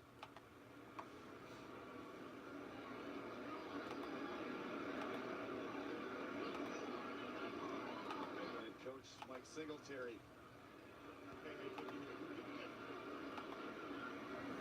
So a delay for an injured player. It's going to be 3rd and 10 for Birmingham. I'm sure you've been in that situation before, Arch. A play like that? a few times. Times. Usually, though, I'm going right through the wide receiver. There's not much jumping for balls part of my game. You know, I was kind of a one-trick pony, if you know what I mean. I know what you mean. Here's a look back. Really a nice job, though, by Tarpley reading the eyes of Perez and coming over the top to make that play. I wonder who Perez... So 3rd and 10 for Birmingham so far this afternoon. They're 5 of 9 on 3rd down. It's about 50%. This drive, they have run it once, 7 passes from Luis Perez, former quarterback at Texas A&M Commerce. 3rd and 10 from the 48. Perez screen pass here in the flat near side. And going to get about 5 on that. Going to be 4th and short, 4th and medium. If I were Memphis, I'd call a timeout. If I were Birmingham, I'd try to let the clock go down and then punt. Oh, well, he got out of bounds, so the clock stops. Okay. 4th and 4. They give him 6 on the pass. So Birmingham will punt. Memphis will have some time and 3 timeouts to try to drive downfield and score before halftime. Game on tonight is on NFL Network. Yes, Arizona is hosting Salt Lake. That is on NFL Network at 8 o'clock tonight. Unfortunately, though, I will not be doing live reactions play of that. As I said last night, I'm going to try to do what I did with the NFL this past year with NFL games I did live reactions play of. I'm going to try to do at least 1 game per team, but I'm going to try to do 2 games, I'm thinking, per weekend with the 4 games that are going on, 2 on Saturday and 2 on Sunday, 99% of the time in the inaugural season of the AAF. However, like I said earlier, there is 1 Friday night game, week 10. So a good punt by Birmingham.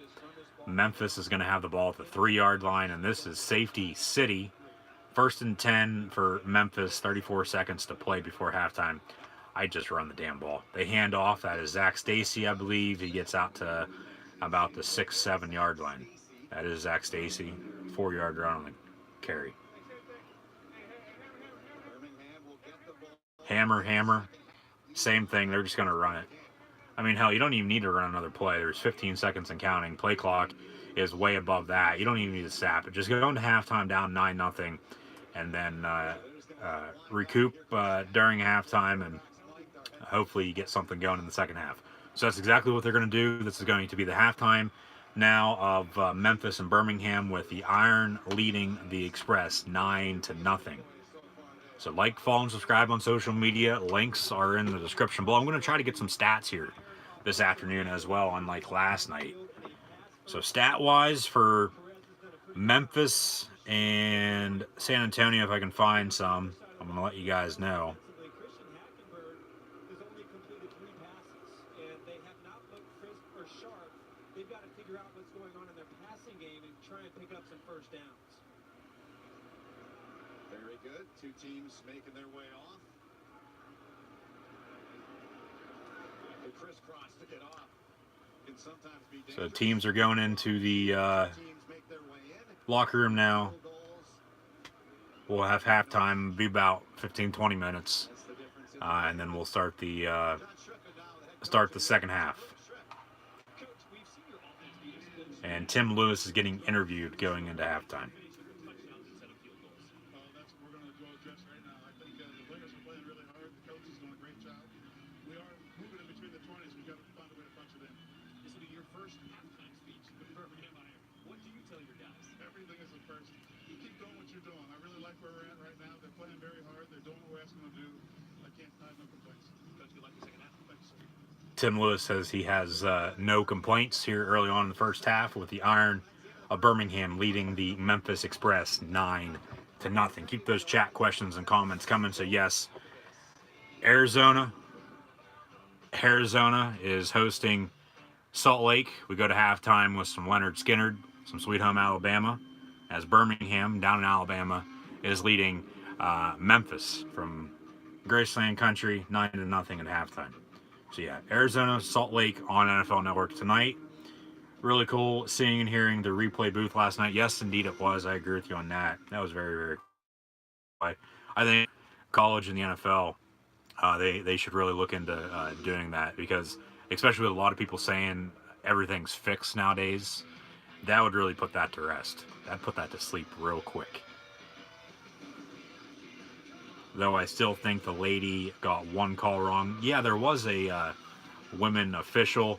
I mean, everybody makes mistakes every now and then, so everybody's getting used to the new Alliance of American Football League. So, you know, in time, everything will work itself out.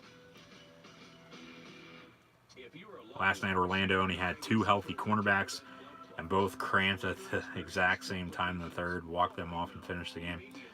Wow. Well, I mean, you sign up to play, whether you get hurt or not, you still want to go out and play. You know, it's just in your blood if you played football your entire life, or sports in general, because you want to go out and help your team. So I get that. But that is cool to see, though, too, I guess. Been unable to find any stats, box scores for any of the games, even the ones from yesterday. I have stats from last night's game. Okay, I found somewhere last night after the games got over that you can look up the stats, but I'm trying to find live in-game stats so I can do stats of the first half and the final stats of the game during halftime and at the end of the game. So I'm still working on that, still trying to figure that out, because at this point in time, there's really nowhere you can find stats for the Alliance of American Football League. So Alliance of American Football League, the AAF, if you're listening, Charlie Ebersol, Bill Polian, please find a way, if there hasn't already been a way created for fans of the AAF, if you're listening, hopefully you are, to have us find stats, live in-game stats, and final stats of the Alliance of American Football League games.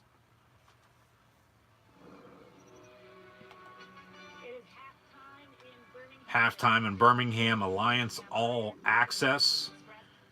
1 turnover, and it was the interception by Christian Hackenberg on a tip pass. So, not a whole lot going, though.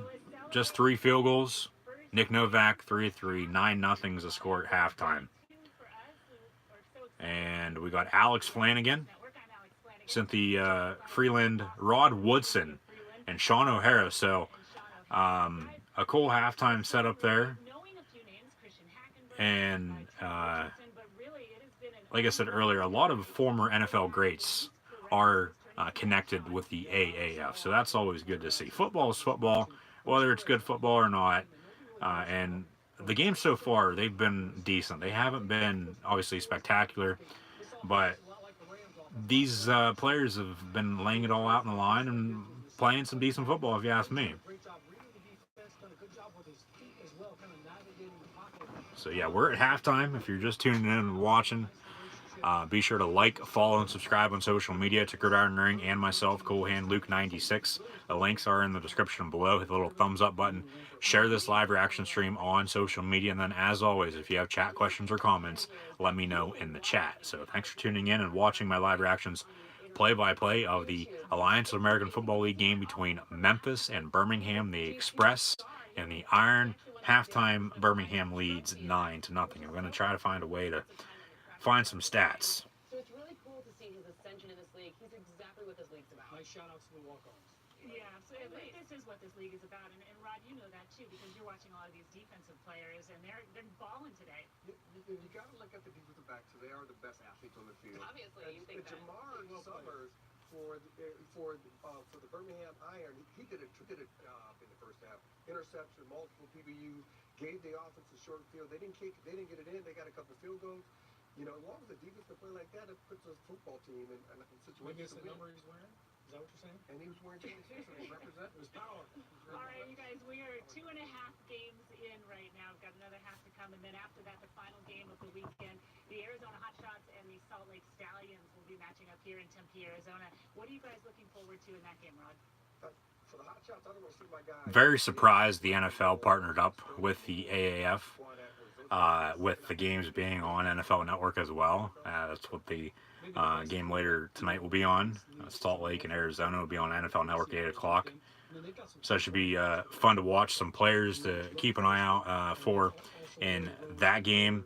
Arizona, they have Trevor Knight, former Texas A&M and Oklahoma quarterback. Go back to 2015-16, somewhere in there. He was trying to hook up with Katy Perry, if you guys can remember that. Scooby Wright, former Arizona linebacker, played in the NFL for a little bit with the Browns. He's on that roster, as is Nick Folk, former kicker in the NFL as well. And then Salt Lake. Well, by the way, Arizona is coached by Rick Neuheisel, who coached at Colorado, Washington, and UCLA. And then Salt Lake, they're coached by Dennis Erickson, who really bounced around college in the NFL with Idaho, Wyoming, Washington State, the U, Seattle Seahawks, and then Oregon State, along with the San Francisco 49ers and Arizona State. So Salt Lake is going to Arizona. The game's in Tempe at Sun Devil Stadium. So Dennis Erickson going back to his old stomping grounds at Arizona State about a decade ago. Austin Allen, the quarterback, and then Matt Asiata, former Viking running back, is the starting running back for the Salt Lake Stallions. So a little bit different, you know, for the Alliance American Football League, but different's good, different's better sometimes. You know, in the end, though, football's football, so I'm going to be watching and I'm going to be doing live reactions play-by-play. So once again, guys, thanks for tuning in and watching. Be sure to subscribe if you haven't done so. Subscribe to Gridiron Ring right here on YouTube. All you have to do, hit the little subscribe button, and then be sure to share Gridiron Ring's YouTube channel on social media as well.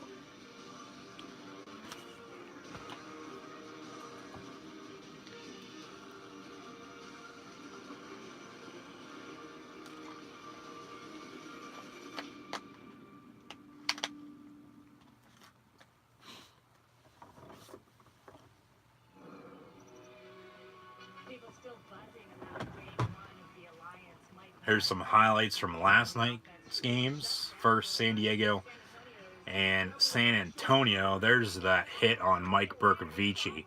He got drilled. Helmet flew off. No penalty was called. No flag. And I think a lot of people like that because they're letting the players play as they should. It was a field goal contest as well up until the end of the third there. And then San Antonio scored. And if you score a touchdown, you must go for two. I don't care who you are. If you're San Antonio, San Diego, Orlando, Atlanta, who also played last night. I don't care if you're Memphis and Birmingham or Salt Lake and Arizona. You must go for two if you score a touchdown. So they went for two, got it. They won 15-6. And then Orlando defeated Atlanta by a score of 40-6. The very first touchdown in this league. And those two were feeling the chemistry because later on we had a little bit of an Orlando. You love Singletary as the defensive coordinator or a linebacker coach to this point. Maybe it'll change this year. He's not had very much success as a head coach. No, he has not.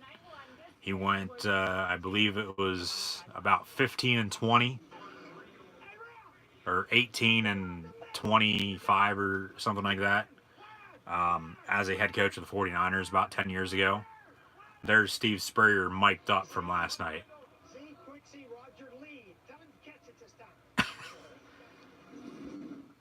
Steve Spurrier laid one of the play calls in last night, and then he said, "Tell him to catch it this time." That's another thing I like about the Alliance. Everybody is mic'd up. You can hear every single word that they say, whether it's a swear word or not. And sometimes it's funnier to hear them say that, but a little bit different, like I said. But like I said, different's good. So, but yeah, Mike Singletary. Yeah, he's a better assistant coach than he is a head coach. And there's a lot of coaches out there that are like that. Some head coaches, they're better college coaches than they are NFL head coaches. Look at Nick Saban, for example. Really didn't have that much success in Miami with the Dolphins after leading LSU to a national championship before he was at Michigan State. And then he went to Alabama. And he's won, 5, 6, 7 national championships now in Tuscaloosa. Ashton Kutcher getting in on the action in the Alliance American Football League. This used to be the most depressing weekend of the year, but now I have something to look forward to. The Alliance American Football League kickoff is here, so a lot of celebrities, it looks like, are watching the Alliance American Football League as well. Orlando and San Antonio playing each other next Sunday at 4 o'clock. That should be a very, very good game. Both teams played well last night, like I said earlier. In my opinion, those two teams look like the top 2 teams in the league so far. Ordering flowers. At ProFlowers.com, you can get your choice of a dozen roses with a free glass vase. This Valentine's Day, go to ProFlowers.com. Click on the mic and enter the promo code for your choice of a dozen roses with a free glass vase for $24.99 plus shipping and handling. Order like a pro. Shop ProFlowers.com. Code SEND. Brett Favre, legendary quarterback. Jerry Rice, legendary wide receiver. When legends play, they wear Copperfit Advanced Back Pro. Copperfit's best-selling compression back support just got better with new double-band adjustable supports for customizable compression when you need it most. That's what I'm talking about. 4 built-in stabilizing supports designed to improve posture and help reduce lower back stress and strain. You got back pain, and it's affecting your everyday life. Do something. Since I put this on, I feel so much better. The core is the most important thing. To know that I'm stabilized. 6'6", 2 seconds until his own kid knocked him back one spot yesterday afternoon. This does feel good. That's what I've been saying. You think it was fair? It was fun. Copperfit, live limitless.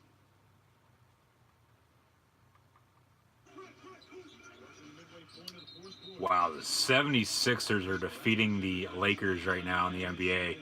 122-108, 6:21 to play. That's a little bit surprising if you ask me. There's LeBron James, Magic Johnson.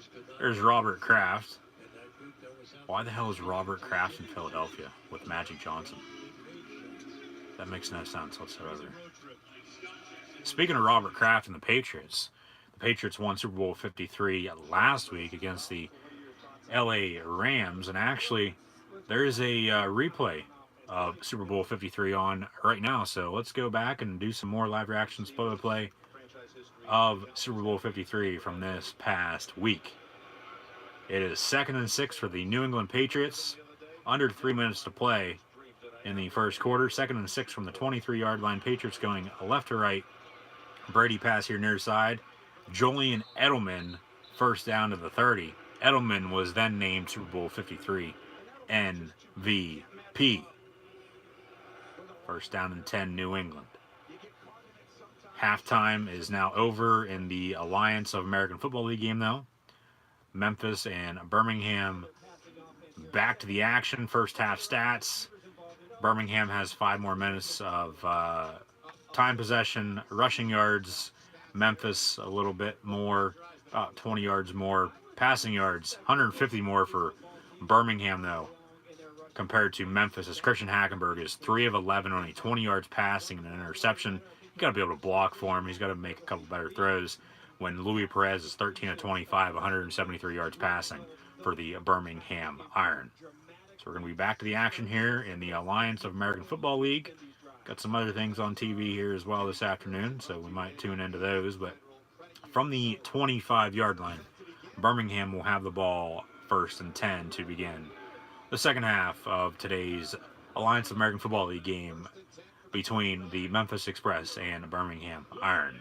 So Perez under center. He's going to hand off Trent Richardson, and Richardson's going to lose a couple on that run. Second down coming up for the Iron. The Alliance of American Football League had better ratings than a big NBA game last night. Yes, they did. I did see that. 2.9 million viewers for the Alliance of American Football League games last night. The San Diego-San Antonio game, and then the Atlanta-Orlando game. But San Diego-San Antonio was the main broadcast. And yeah, they did 2.9 million viewers over, total, and that was over up head-to-head with the NBA on a Saturday night with the Rockets and Thunder. So yes, I did see that. Yeah, that is pretty impressive, especially for the first inaugural game of a new startup league. So hopefully that'll continue, and hopefully the Alliance of American Football League will be a success, and as will the XFL come this time next year, because more football is even better. I just wish, and I think, John, if you're still listening, I know I've talked to him about this, he can agree with me. Actually, the Pirates just signed Melky Cabrera to a minor league contract. That just popped up on the bottom. Got a flag on the play. I did see that, though, this morning, too, so I totally forgot about it, though. That's why I just said that. So Melky Cabrera going to the Pittsburgh Pirates. Flag on the play, and it will be, what's it going to be? Illegal defense. Okay, that's the illegal defense penalty. That's what you're saying. Okay. Obviously, yeah, I remember that now from last night. Illegal formation on the defense. Yeah, they called that a couple of times last night, and I was wondering why the hell they were doing that, because you don't see that. I got you now. Okay. That makes sense. So, going back to what I said earlier, I did then see the illegal defense on the San Diego Fleet and San Antonio Commanders last night, with blitzing more than 5 players on defense. Ball is out, fumble on the play. Looks like Memphis has it.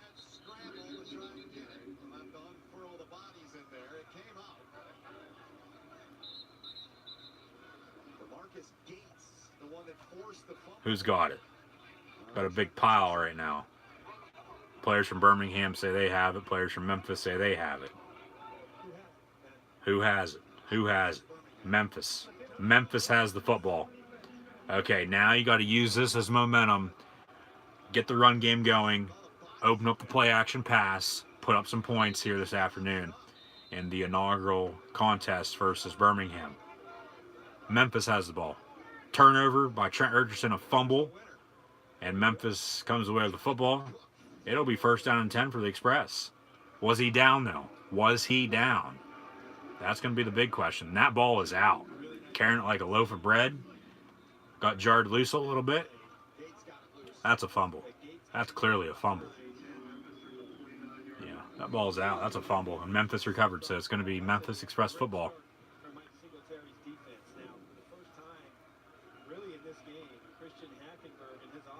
But like I was saying earlier, ratings-wise as well, something to build off of, and hopefully it continues. So Hackenberg under center, hands off Zach Stacy. He makes a guy miss, gets about 7 yards on the run. 2nd and short coming up for Memphis. 9-0 Birmingham leads.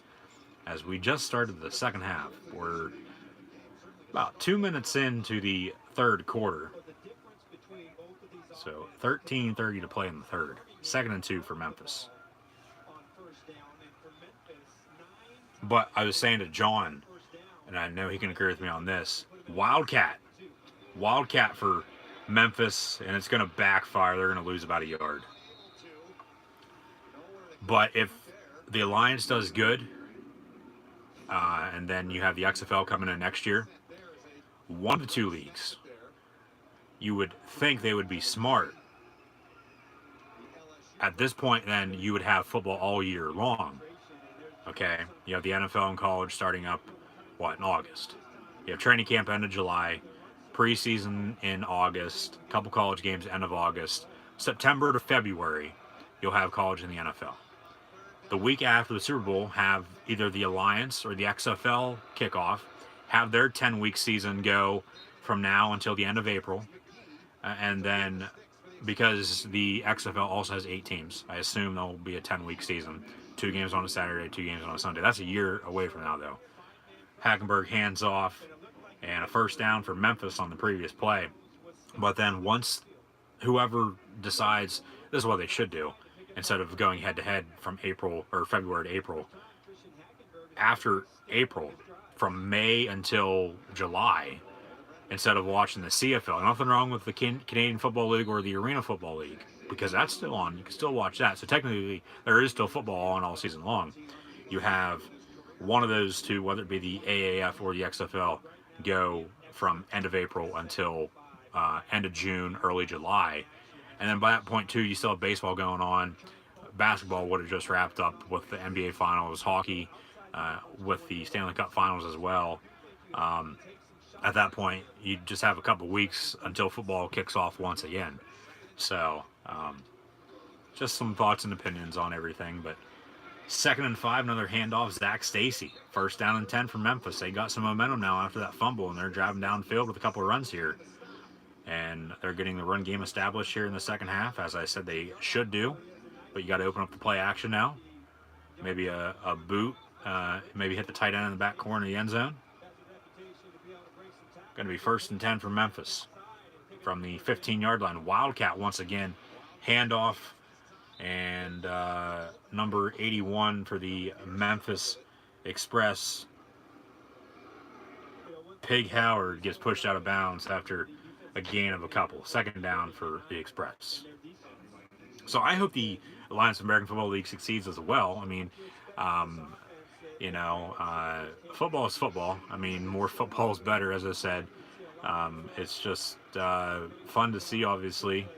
It's something different, something new. You got to get used to it.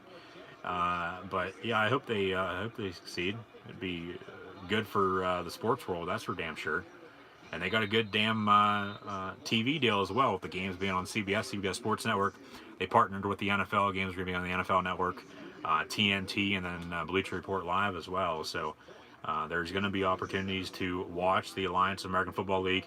Now the XFL, I guess, maybe with NBC once again, maybe with Fox, maybe with ESPN. We're going to have to find out and see in the near future what that's all going to come down to. But 3rd and 3 for the Express. Ball at the 7-yard line. Handoff Zach Stacy. And he gets... he's going to be short, it looks like. He's going to be short. 4th and 1. Yeah, you got to go for it. I know points would be nice. Get on the board and then score a touchdown, late then, go for 2, win by a couple. But you're at the 5-yard line. You've had a damn good drive here after the fumble. 4th and 1 at the 5-yard line. You got a quarterback sneak it. Give it to your fullback like you did. Yeah, give it to Stacy, who's lined up as a fullback. That's what they do. They give it to the fullback, and they saw that coming from a mile away. The Birmingham Iron did, because they've ran that play a couple times, so that backfires. Birmingham now has the momentum. I mean, you could have ran a play action, hit somebody in the end zone for a touchdown, but oh well. 9:09 to play in the 3rd. Birmingham stuffs Memphis on 4th and short. 9-0, Birmingham still leads. So the Birmingham Iron will take over after the turnover on downs by the Memphis Express. Been a decent game so far. I mean, somewhat back and forth, a couple punts. It's still close, though, and it's still early in the second half, so anything can still happen. 9:09 to play. in the third. 9-0 Birmingham leads Memphis. Keep those chat questions and comments coming, guys. Like, follow, and subscribe on social media. Links are in the description below. The little thumbs up button. Share this. And as always, chat questions and comments are greatly appreciated. So, split screen commercial, 9-0 Birmingham over Memphis. Sixers were defeating the 76ers. Or the 76ers were defeating the Lakers there a minute ago. Flip back over to Super Bowl 53 from last Sunday. And the Rams are going to punt 0-0. We all know who wins this game, though. The Patriots win 13-3. It's just still cool, though, to go back and watch old football games and still do some live reactions, play-by-play of them, even though you already know what happens. So Johnny Hekker, one of his 10 punts he had last week up and away, going to be, well, bounces just around midfield. And Edelman, who won MVP, is going to let it bounce, and the Patriots will take over at the 36-yard line. So 1st and 10 coming up for New England.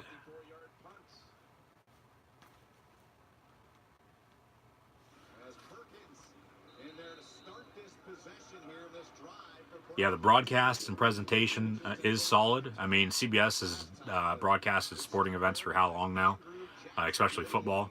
You have college football, you know, throughout the week, sometimes on CBS, and then mainly the SEC games on Saturday throughout college football season, along with some Mountain West and Sun Belt games throughout college football season too on CBS and CBS Sports Network. But then almost intercepted on 2nd and 12 by Memphis.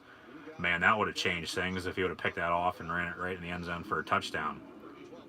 That would have been a good play for the Memphis defense, but it didn't happen. Almost picked off, dropped, incomplete. So 3rd and 12 coming up. But the NFL, or CBS, excuse me, has broadcast NFL games for how long? And technically, this is like a college. This is a middle. This is like a minor league football game. Is all it is. You know, with how baseball is, you got college level, you got the minors, and then you got the professional level. Screen pass here near side, incomplete. Was there a man in the air? They're going to say intentional grounding. If not, that might be a safety because he was in the end zone when he threw it. But actually, there was no holding as well, so no safety. Incomplete. 4th and 12 coming up for Birmingham. They can't convert on the turnover on downs there by Memphis. So Birmingham will punt. Memphis will get some good field position here, hopefully, on the upcoming drive. But they obviously, yeah, they know how to broadcast football, sporting events in general. CBS does. As the NFL almost blocked, but then he runs into the punter. Are they going to throw a flag? Are they going to say roughing the punter? There is a flag. It's going to be an automatic first down for Birmingham. A costly flag, costly penalty by Memphis, running into the damn punter. Come on, you know better. Personal foul, roughing the kicker on the receiving team, Memphis. It's going to be a 15-yard penalty, automatic first down for Birmingham. So punt's not going to matter. Birmingham's going to keep the ball. Jesus. That's a good penalty. He clearly ran into him. Yeah, that's an easy call for sure. God. You know, with football, as with baseball, like I was saying, college, the minors, and the pros, technically that's what the Alliance and the XFL are going to be, because you got the college level, you got this now, and then you got the NFL.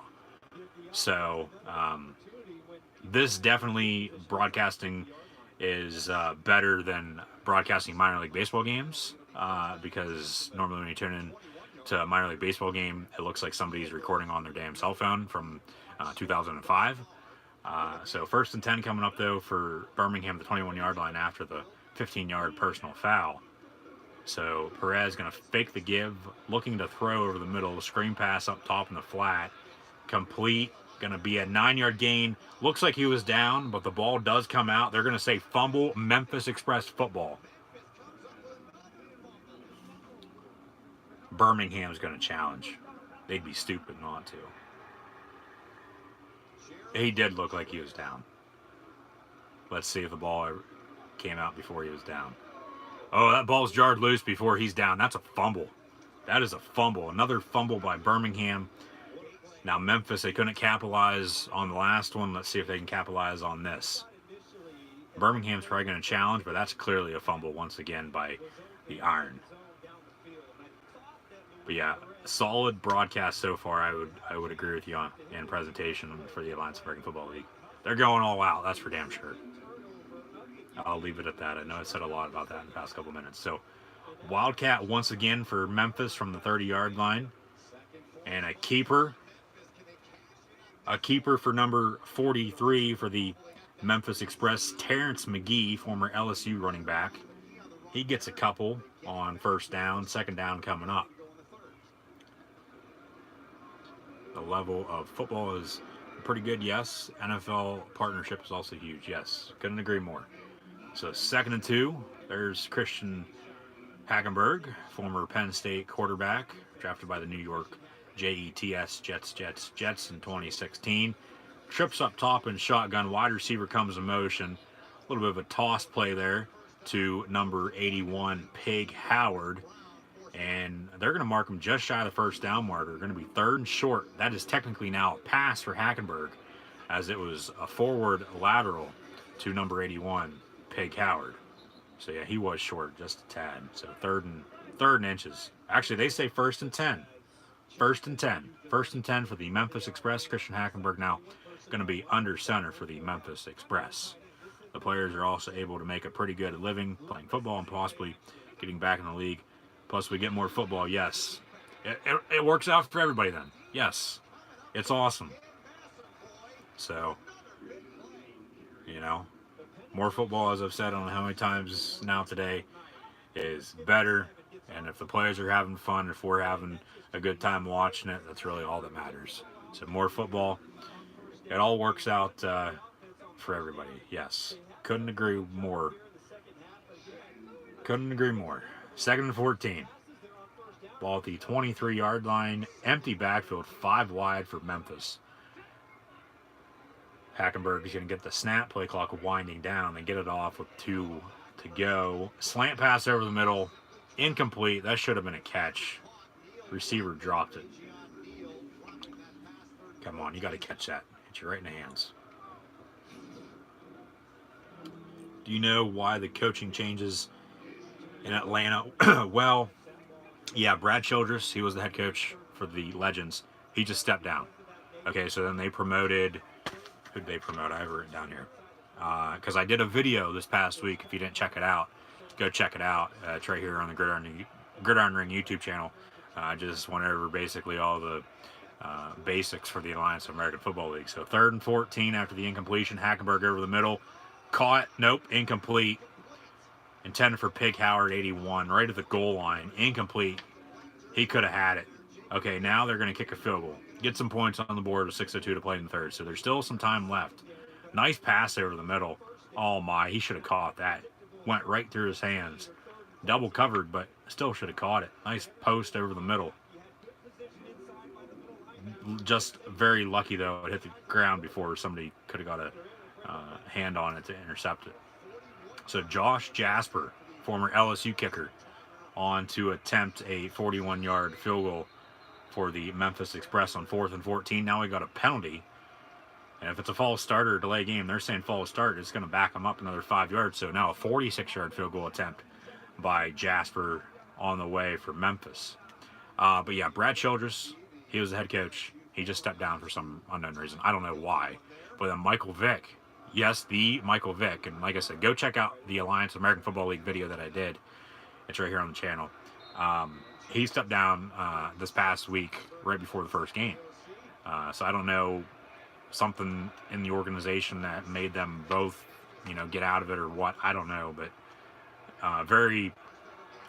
Jasper's kick is up and no good, wide left. So 2 fumbles by Birmingham. And Memphis can't get any points off either turnover. They could have had at least 2 field goals. That's 6 points. They could have had at least 2 touchdowns. That's at least 12 points if you don't get the 2-point conversions. But if you do, that's 16 points. Could be 16-9 right now, or 9-6. But it's 9-0. Birmingham leads Memphis now. So yeah, I think something obviously going on for those 2 guys to step down, right before the season starts. But Kevin Coyle, he is the head coach for the Atlanta Legends. And then I had written down Michael Vick was the OC. because at that point in time, when I did my video there last week, he was still the offensive coordinator. So I know Kevin Coyle is now the head coach for the Atlanta Legends. I do not, however, know who is the offensive coordinator. So that's something we're both going to have to look up. Just found your channel. Well, thank you. Thank you.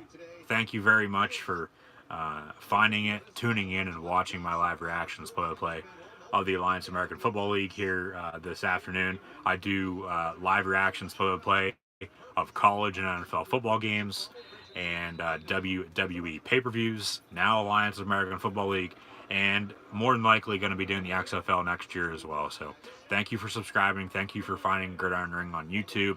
Be sure to share it, like, follow, and subscribe on social media. Links are in the description below. You can also follow me on Twitter at CoolHandLuke96. Well, thank you. Thank you, thank you, thank you. Can't say that enough. Always greatly appreciated. So keep those chat questions and comments coming. Yard line, but with two great drives with great starting field position, still sitting there with 0 points. So the defense really doing their job coming out at 2nd and 4 for Birmingham at the 42-yard line. Perez under center. Perez has played pretty well here today. George Mason defeated LaSalle in college basketball earlier today. A couple other scores coming on through. 3rd and 5, though, coming up for Birmingham. We're going to have to check on the Laker-Sixer game. Probably over by now, I bet.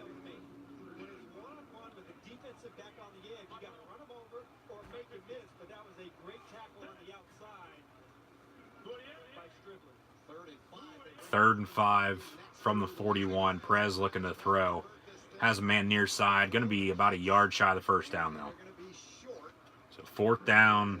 Birmingham, if they were smart, they'd punt. They might go for it, though. They're going to go for it. No. Perez in the offense wants to go for it, but Tim Lewis brings the punt unit on.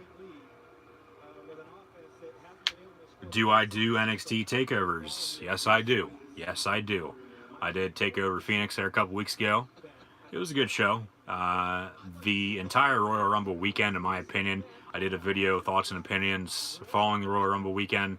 That's right here on the channel. Go check that out. And then I just started 2 weeks ago. I started doing Raw and SmackDown recaps. So keep an eye out for my Raw and SmackDown recap video for this week. Good punt by Birmingham once again.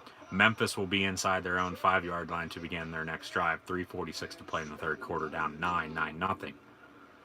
So both teams still have all 3 timeouts. But yeah, a couple weeks ago, end of January there, the 26th, take over Phoenix. Then they had the Royal Rumble.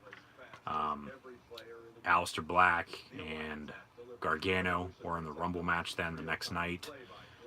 You had halftime heat then. A week later, last week now, during halftime of the Super Bowl, you had, who was it? Aleister Black, Velveteen Dream, and Ricochet versus Aleister, you had Aleister Black, Johnny Gargano. Here, let me try to get this right. 3rd time's a charm. A lot has been going through my head within the past couple weeks, believe me, with all the content that I publish right here on the channel. So bear with me. And with today's game, back and forth, the games last night and whatnot. But okay, so yeah, last week, halftime heat, we had the altercation after TakeOver 2 weeks ago. You had Aleister Black, Ricochet, and Velveteen Dream versus Tommaso Ciampa, Johnny Gargano, and Adam Cole then last week at halftime heat. And that was a damn good match, I thought. I did a little bit of that during halftime last week. Hackenberg and company, though, 6-yard line, 1st and 10 for the Memphis Express. He's under center, and he's going to hand off. Zach Stacy gets the run, and he's going to get about 2 yards on that carry, 2nd down. And then the Rumble. Well, at TakeOver, you had Gargano win the NXT North American Championship. You had Ciampa retain over Aleister Black. Shayna Baszler retained over Bianca Belair. And then Matt Riddle defeated Cassius Ohno. There's another match I thought. The tag team match, the War Raiders, War Machine defeated Undisputed Era. Yeah, so that's what happened at TakeOver. Yeah, so that was a damn good TakeOver event. Pass complete over the middle for Hackenberg on the slant. First down and 10. Good pass.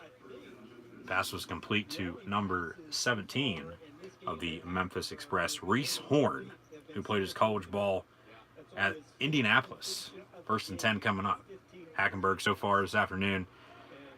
A slow start. Really hasn't looked that good. 6-16, 33 yards passing, and an INT.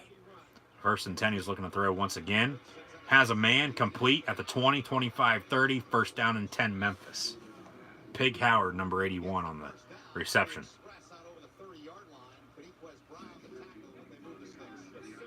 Thinking of doing AEW in May? Matter of fact, I am. I actually have all my notes here around me here somewhere. I was going to, well, first and 10 for Memphis. Let's see what happens. Hackenberg, quick pass to his tight end, another first down. That's what you need. You need a couple quick passes to get some momentum going. Got a flag on the play. Reese Horn, 17 on the reception once again. Let's see what the penalty is. I had notes for All In back in September. Personal foul, face mask on the offense. So that pass isn't going to count. Automatic first down after the face mask, but going to back up Memphis a little bit. I have notes in my notes. I was going to do predictions for All In, and then I decided not to, because All In was September 1st, and that was the first Saturday of the college football season, and I did not watch All In. Well, I did afterwards. Obviously found it elsewhere. Did not watch it live, but it was a great show. Congrats to Cody Rhodes and the Young Bucks, and now they just signed Kenny Omega for AEW for starting up a new wrestling promotion, All Elite Wrestling AEW, and they'll have Double or Nothing All In 2 at the end of May out in Las Vegas at the MGM Grand. They actually just had another press conference there the other night. I watched that. That was pretty cool. Something new as well. You know, that's in the wrestling world. This is football, the Alliance American Football League. But I had notes, and I was going to do predictions for All In because I do predictions for all the WWE pay-per-views. Hackenberg looking to throw. Screen pass in the flat to his fullback. Going to get a couple on second down. Going to bring up third down. Actually, that was number 89, his tight end. One of the things that I'm really impressed with when looking at Tim Lewis's defense is secondary. Third down coming up. I'll get back to what I was saying here in a second. Bear with me. 40 seconds and counting now here in the third quarter. 3rd and 14 for Memphis.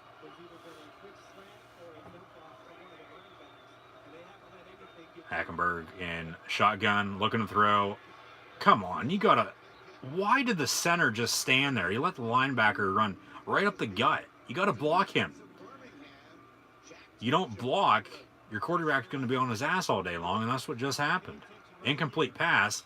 The center, oh my God, move over to your right a little bit and block. That's what you're supposed to do. Good God. Got a flag on the play, though. Maybe a personal foul? Okay, they say intentional grounding. Hackenberg not happy about that. 10 yards. Loss of down, 4th down anyway. Memphis is going to punt. That's a stupid penalty. Well, technically it is, but... Well, it's a good penalty, but technically it's not. Yeah, there wasn't anybody in the area, but the center, oh my God, the linebacker ran right up the gut. You got to block him. At least he got rid of it. At least he didn't take a sack. At least it wasn't intercepted, though, too. It was incomplete. I'd take the intentional grounding there. It's all right. You punt. Brad Wing on to punt once again. And he gets that up and away. Going to be filled at the 33-yard line.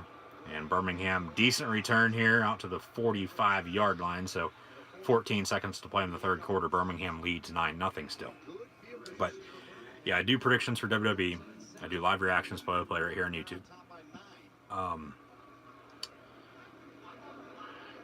I was going to do All In. Didn't. I was thinking about doing the Alliance. I didn't really know what to think. I still don't really. I mean, it's a decent league. I mean, it's in his first week, so trying to build a channel though, obviously. So more content, the better. So yeah, I probably will do all Elite Wrestling, Double or Nothing. We'll see though, maybe.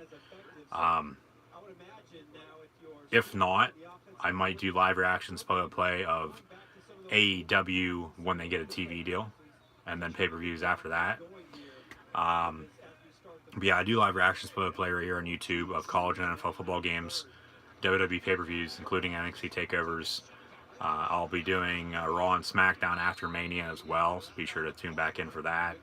And then I do Alliance, and I'll probably do the XFL next year. So hopefully that answers your question there about takeover and everything I was trying to say there a minute ago. But incomplete pass by Luis Perez. That's going to be the end of the third quarter.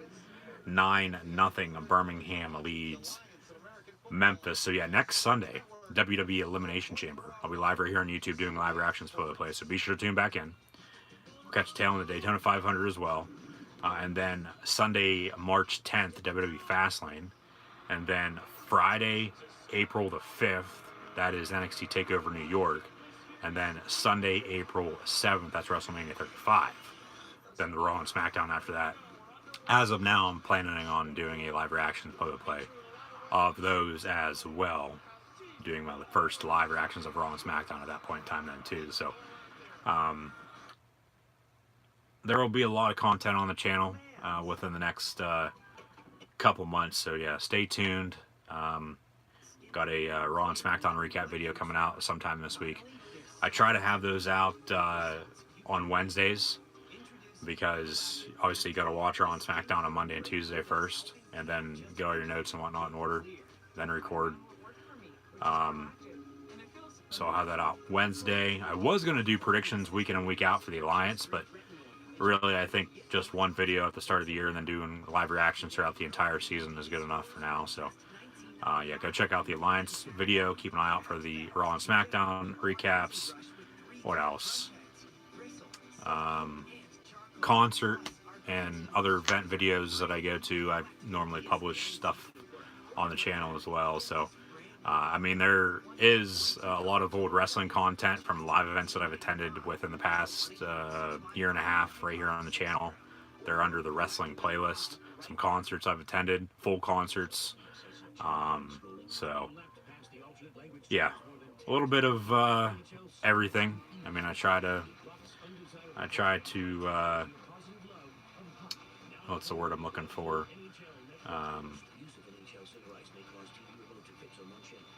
Give people what they want, I guess. A little bit of everything, like I said. So some football here and there. I mean, especially with me loving football so much, I thought it'd be stupid not to just continue doing live reactions play of football with the Alliance kicking off this weekend. So I've been doing videos for about 3 years now, and then this past year I just started doing live reactions.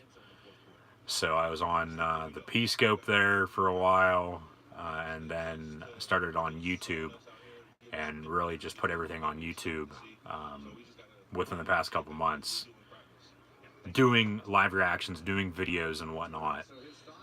So yeah, like, follow, and subscribe on social media. As I always say, share the channel, get it out to your friends and family, and have them tune in every time I'm on and whatnot. So back to the action. 2nd and 3. Keep those chat questions and comments coming. I see a couple more came on through. So Perez, he airs it out, has a man. Quentin Patton, what a catch by him on 2nd and 3. Perez got drilled and still put it on the money. 1st down and 10 at the 15-yard line. 1st down and 10 at the 10-yard line. Gonna be 1st and goal. So I'm thinking about doing All In 2, All Elite Wrestling, yeah, Double or Nothing, whatever they want to call it. But we'll I'll get a better look at that, you know, as the time goes on. Memphis saying incomplete, and Memphis is going to challenge. Boos from the crowd. So we're going to go up in the booth now. The Sky Judge, we're going to get to hear what he has to say. Birmingham, or a Memphis challenge. Memphis challenge on the previous play on that pass. Did he catch it? That ball hit the ground. That is incomplete. That's a good challenge by Iron Mike Singletary. That's incomplete. That ball clearly hit the turf. That's incomplete. What does he have to say? You can't hear him.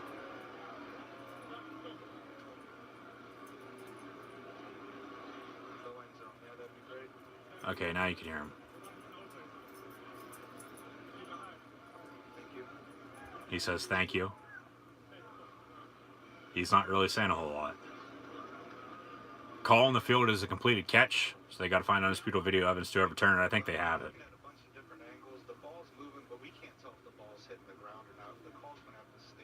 He's going to say the call's going to have to stand. Come on, CBS has better footage than that. He says they don't have a lot of footage. The ball hits the ground right there. He says they're looking at a lot of angles. He can't really see the ball hitting the turf, though.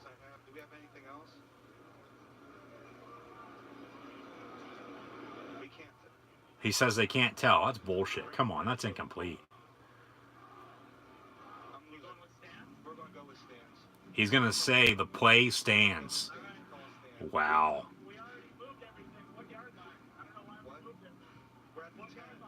10-yard line. 9-yard line. This guy doesn't know what the hell he's talking about. Jesus Christ, I could do a better job than him. They say catch on the field. They review it. It looked like the ball hit the ground. They're going to say it stands. And it'll be Birmingham ball at the 10-yard line. Stands as called. First down. Jeez. He said they had a lot of angles. They're looking at all of them, but they couldn't find a good angle, a good review to. That is unbelievable. That is an incomplete pass. They couldn't find a clear picture of the ball hitting the ground. And hell, I could have. All of us watching, even Mike Singletary, for God's sakes. You see that on the scoreboard? That's incomplete. That's incomplete. They say catch, though. It's going to be first and goal for Birmingham. That's unbelievable. Come on now. That's still pretty cool, though, what they do with that. They say, we'll go up to the booth. You know, they'll have the replay guy up in the booth, mic'd up. He'll talk. And they'll relay all that, whatever he says to us, you know, the viewers at home. So, yeah, pretty cool what they do there. But that was an incomplete pass, even though they said a catch, and then stands on the field. So, come on, that's ridiculous. That guy should be fired. He absolutely was either paid off or he doesn't know what the hell he's doing. But either way. First and goal for Birmingham at the 10-yard line. Perez in shotgun. And Perez looking to throw. Pump fake. He's going to quarterback keeper up the middle. Slide to the 5-yard line.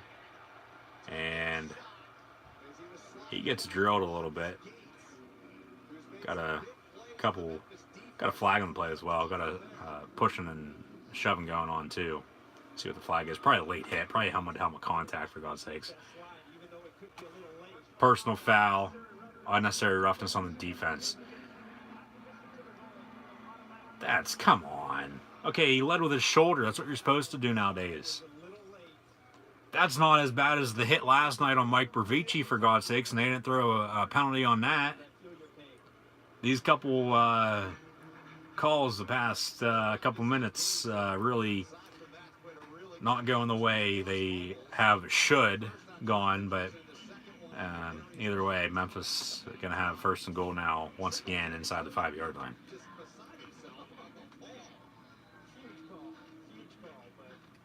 That was ridiculous. They called it a catch when it was clearly an incomplete pass, and then they throw a penalty, an unnecessary roughness, a late hit on the quarterback. That's ridiculous. You can't even touch somebody anymore without getting a penalty called on you, for God's sakes. If I were Memphis, I'd go after him. I'd drill him.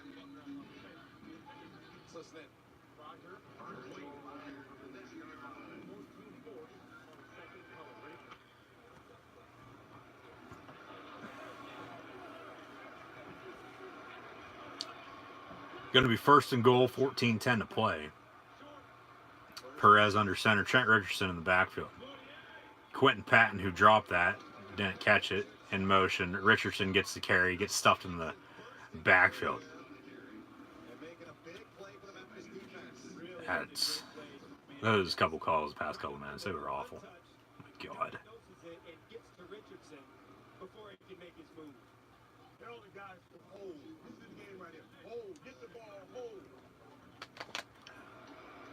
Mike Singletary telling his players to hold.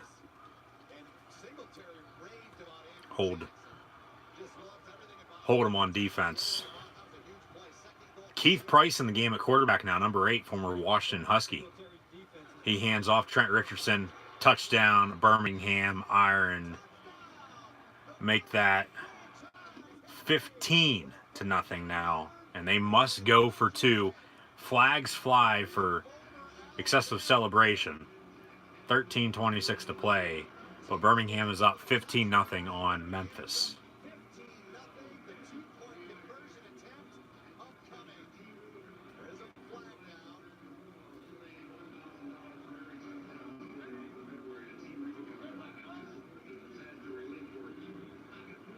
Let them play.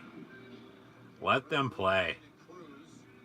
This crew, this officiating crew has been good up to the past 5 minutes, and then they just, for some reason, decided to throw the game. He spiked the ball and it went into the stands. So what? He just scored a damn touchdown. He's allowed to celebrate. Jesus Christ. That's ridiculous. This isn't the NFL. So what? Come on. He's happy. That's why he's celebrating. He just scored, for God's sakes. Come on now.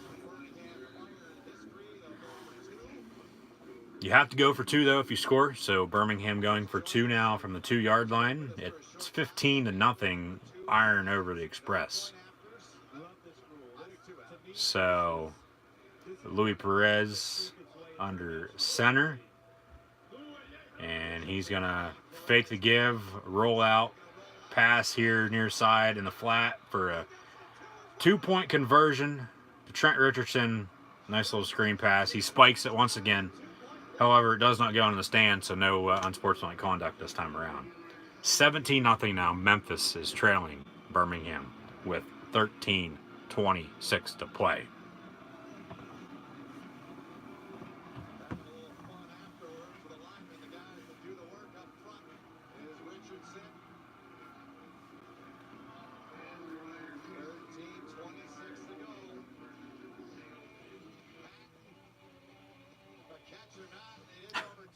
That was an incomplete pass.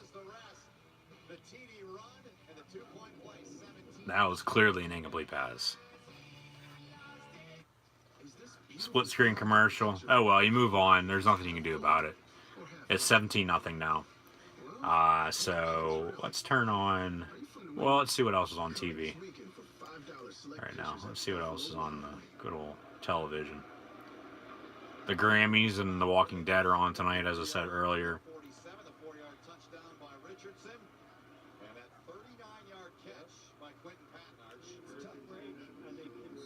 Raymond's on, Parks and Rec is on, Family Feud, American Pickers. What else is on TV? Gonna be first and 10 though for Memphis. Pass over the middle complete. Christian Hackenberg to number 17, Reese Horn to the 40-yard line. Nice throw. Nice throw, big gain. And they're going to run some more Wildcat, Memphis is, on this next play, it looks like. Hackenberg out wide here near side now. And Birmingham, the historic Legion Field, is home to UAB. Run some trickery. Hackenberg has it, airing it out deep over the middle. Has a man. Touchdown, Memphis Express. Got a flag on the play, though. Flag on the play. Pass was complete to number 88, Connor Davis. And Mike Singletary not liking that.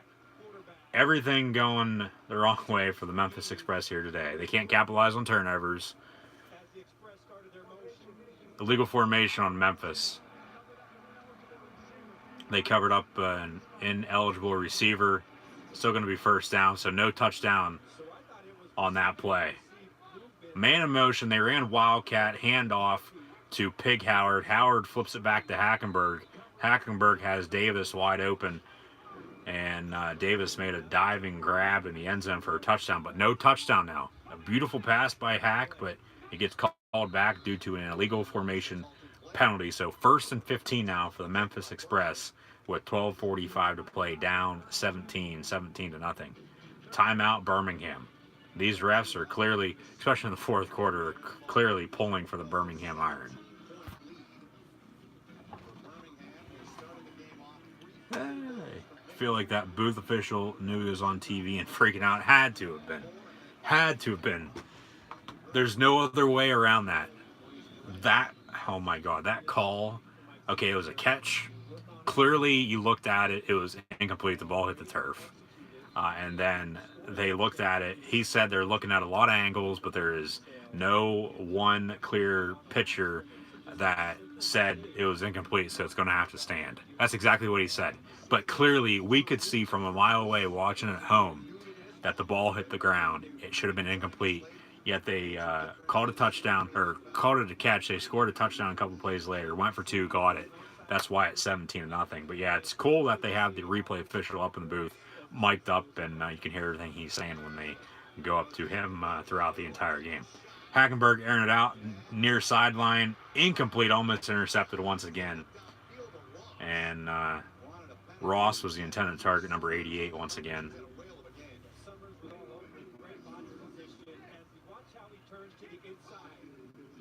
Oh, he got pushed out of bounds. He got pushed out of bounds, though. But then Birmingham, they were unable to catch it. So incomplete. 2nd and 15. 2nd and 15 now from the 44-yard line for the Memphis Express. Hackenberg looking to throw, has a man at the 35.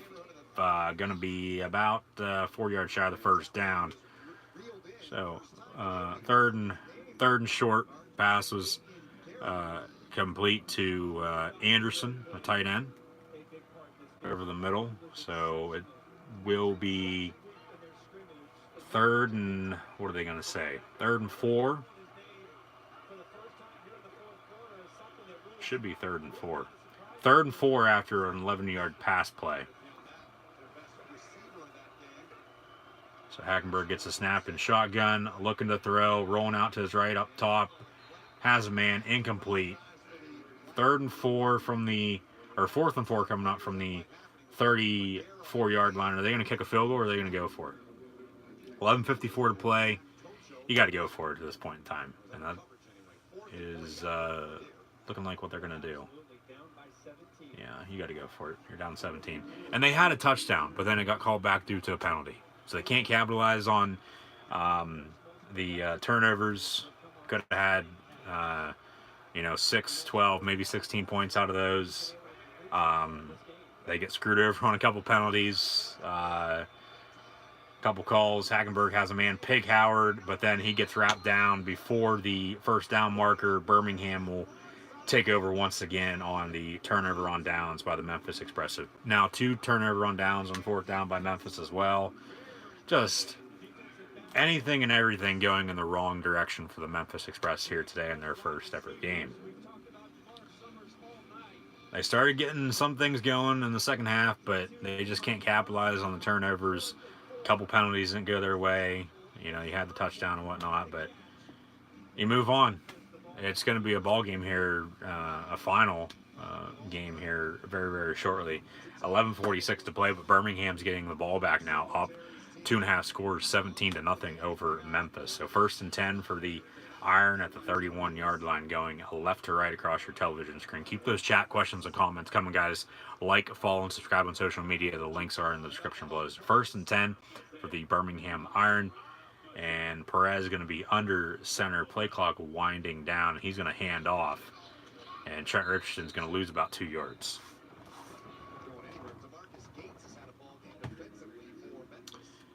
No doubt about that. Yeah, couldn't agree more.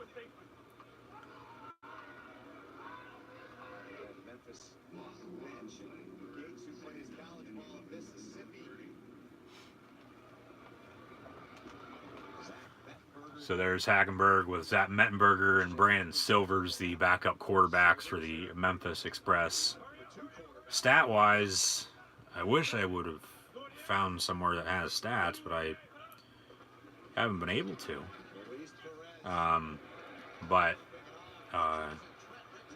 Hagenberg's had a decent game, but not really anything spectacular.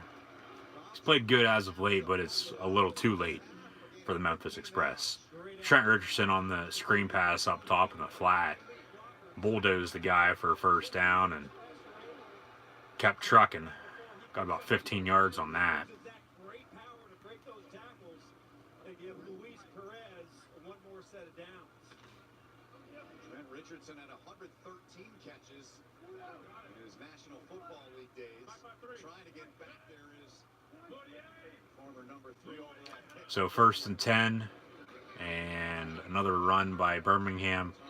And if they were smart, they'd continue to run the ball the rest of the game and run the clock down as far as they can before, if they have to give the ball back to Memphis, to give them as less time, least amount of time possible for them to potentially score to get back in the game. But this game's over. Under 10 to play, 17-0 Birmingham leads Memphis. I love the fact that we can listen in on these calls. Yeah, I like it all being mic'd up.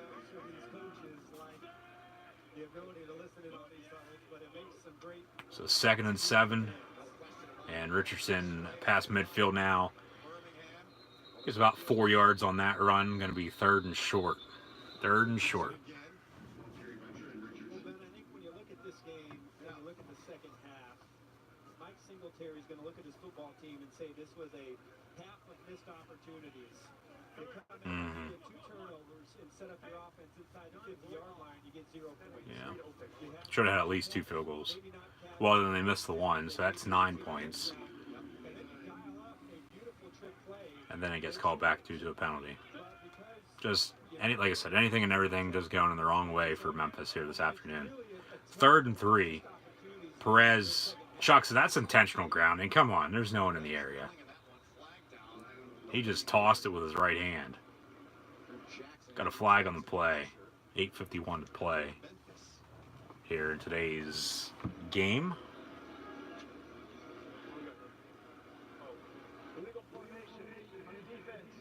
Legal formation on the defense. So another penalty, even though they had an intentional grounding. Come on.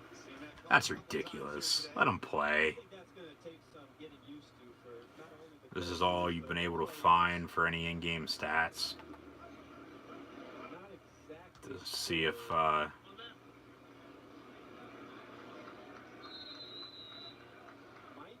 it's working here on my end here real quick. Hold on. The second time today they called for that penalty, but I think that's one of the rules that as this season goes on, defensive coordinators. 1st and 10. Memphis has had 11 penalties for 98 yards when Birmingham's only had 2 for 30 yards. Jesus, that's ridiculous. That's just absolutely crazy to think.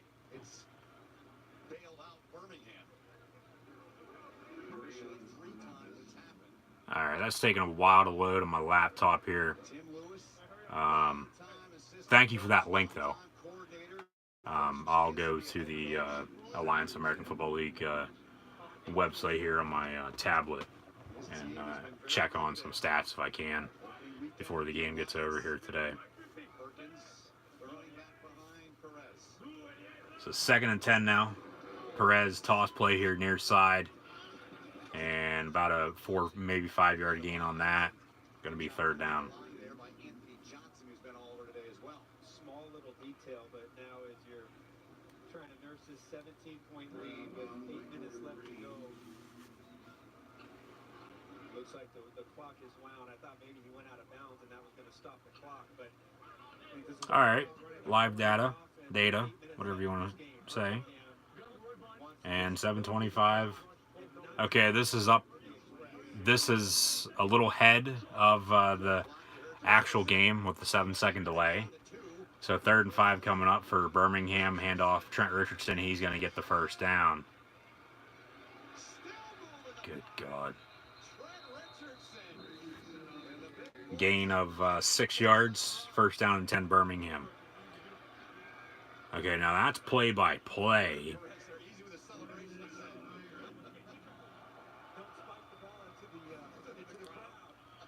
There's not any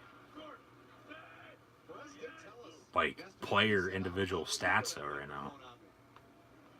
I mean, you'd really have to go through this and add it all up, and I mean, play-by-play is nice. Okay, no, it has game leaders down at the bottom. Perez 252 yards, Patton 107 yards, but that's it. There's nothing else. False start maybe on Birmingham. Yeah, false start on Birmingham. They're still up 17-0 though on Memphis. 6:38 to play.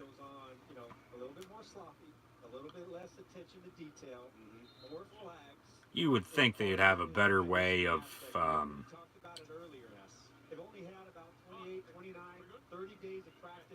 putting out stats for the games.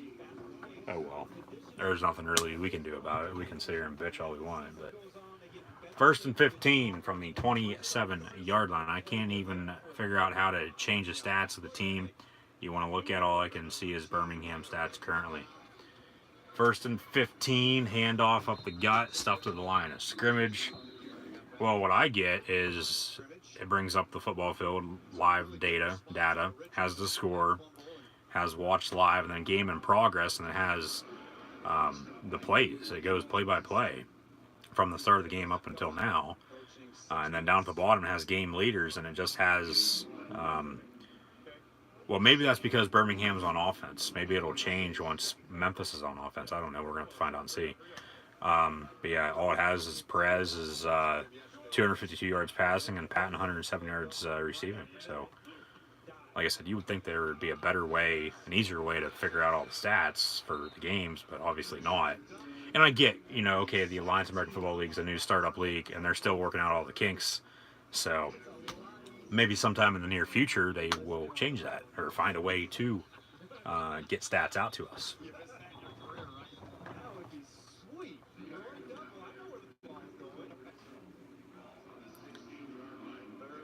Well, like I said, I pulled it up on my tablet. Got a timeout maybe. 5:11 to play. Because once I pulled it up on my laptop here, I clicked the link that you sent, and thank you for that. It was taking it a while to load for some reason. So, obviously, I'm going to try to load it once again, but the tablet view is different than the desktop view. But I'm going to try to get it to load here so I can see exactly what you're seeing as well. Okay, here we go. It's kicking a little bit. One hop this time. Dunk. Dunk. Slide to the left. Slide to the right. Yeah. Crisscross. Take it back now, y'all. Yeah. Whatever.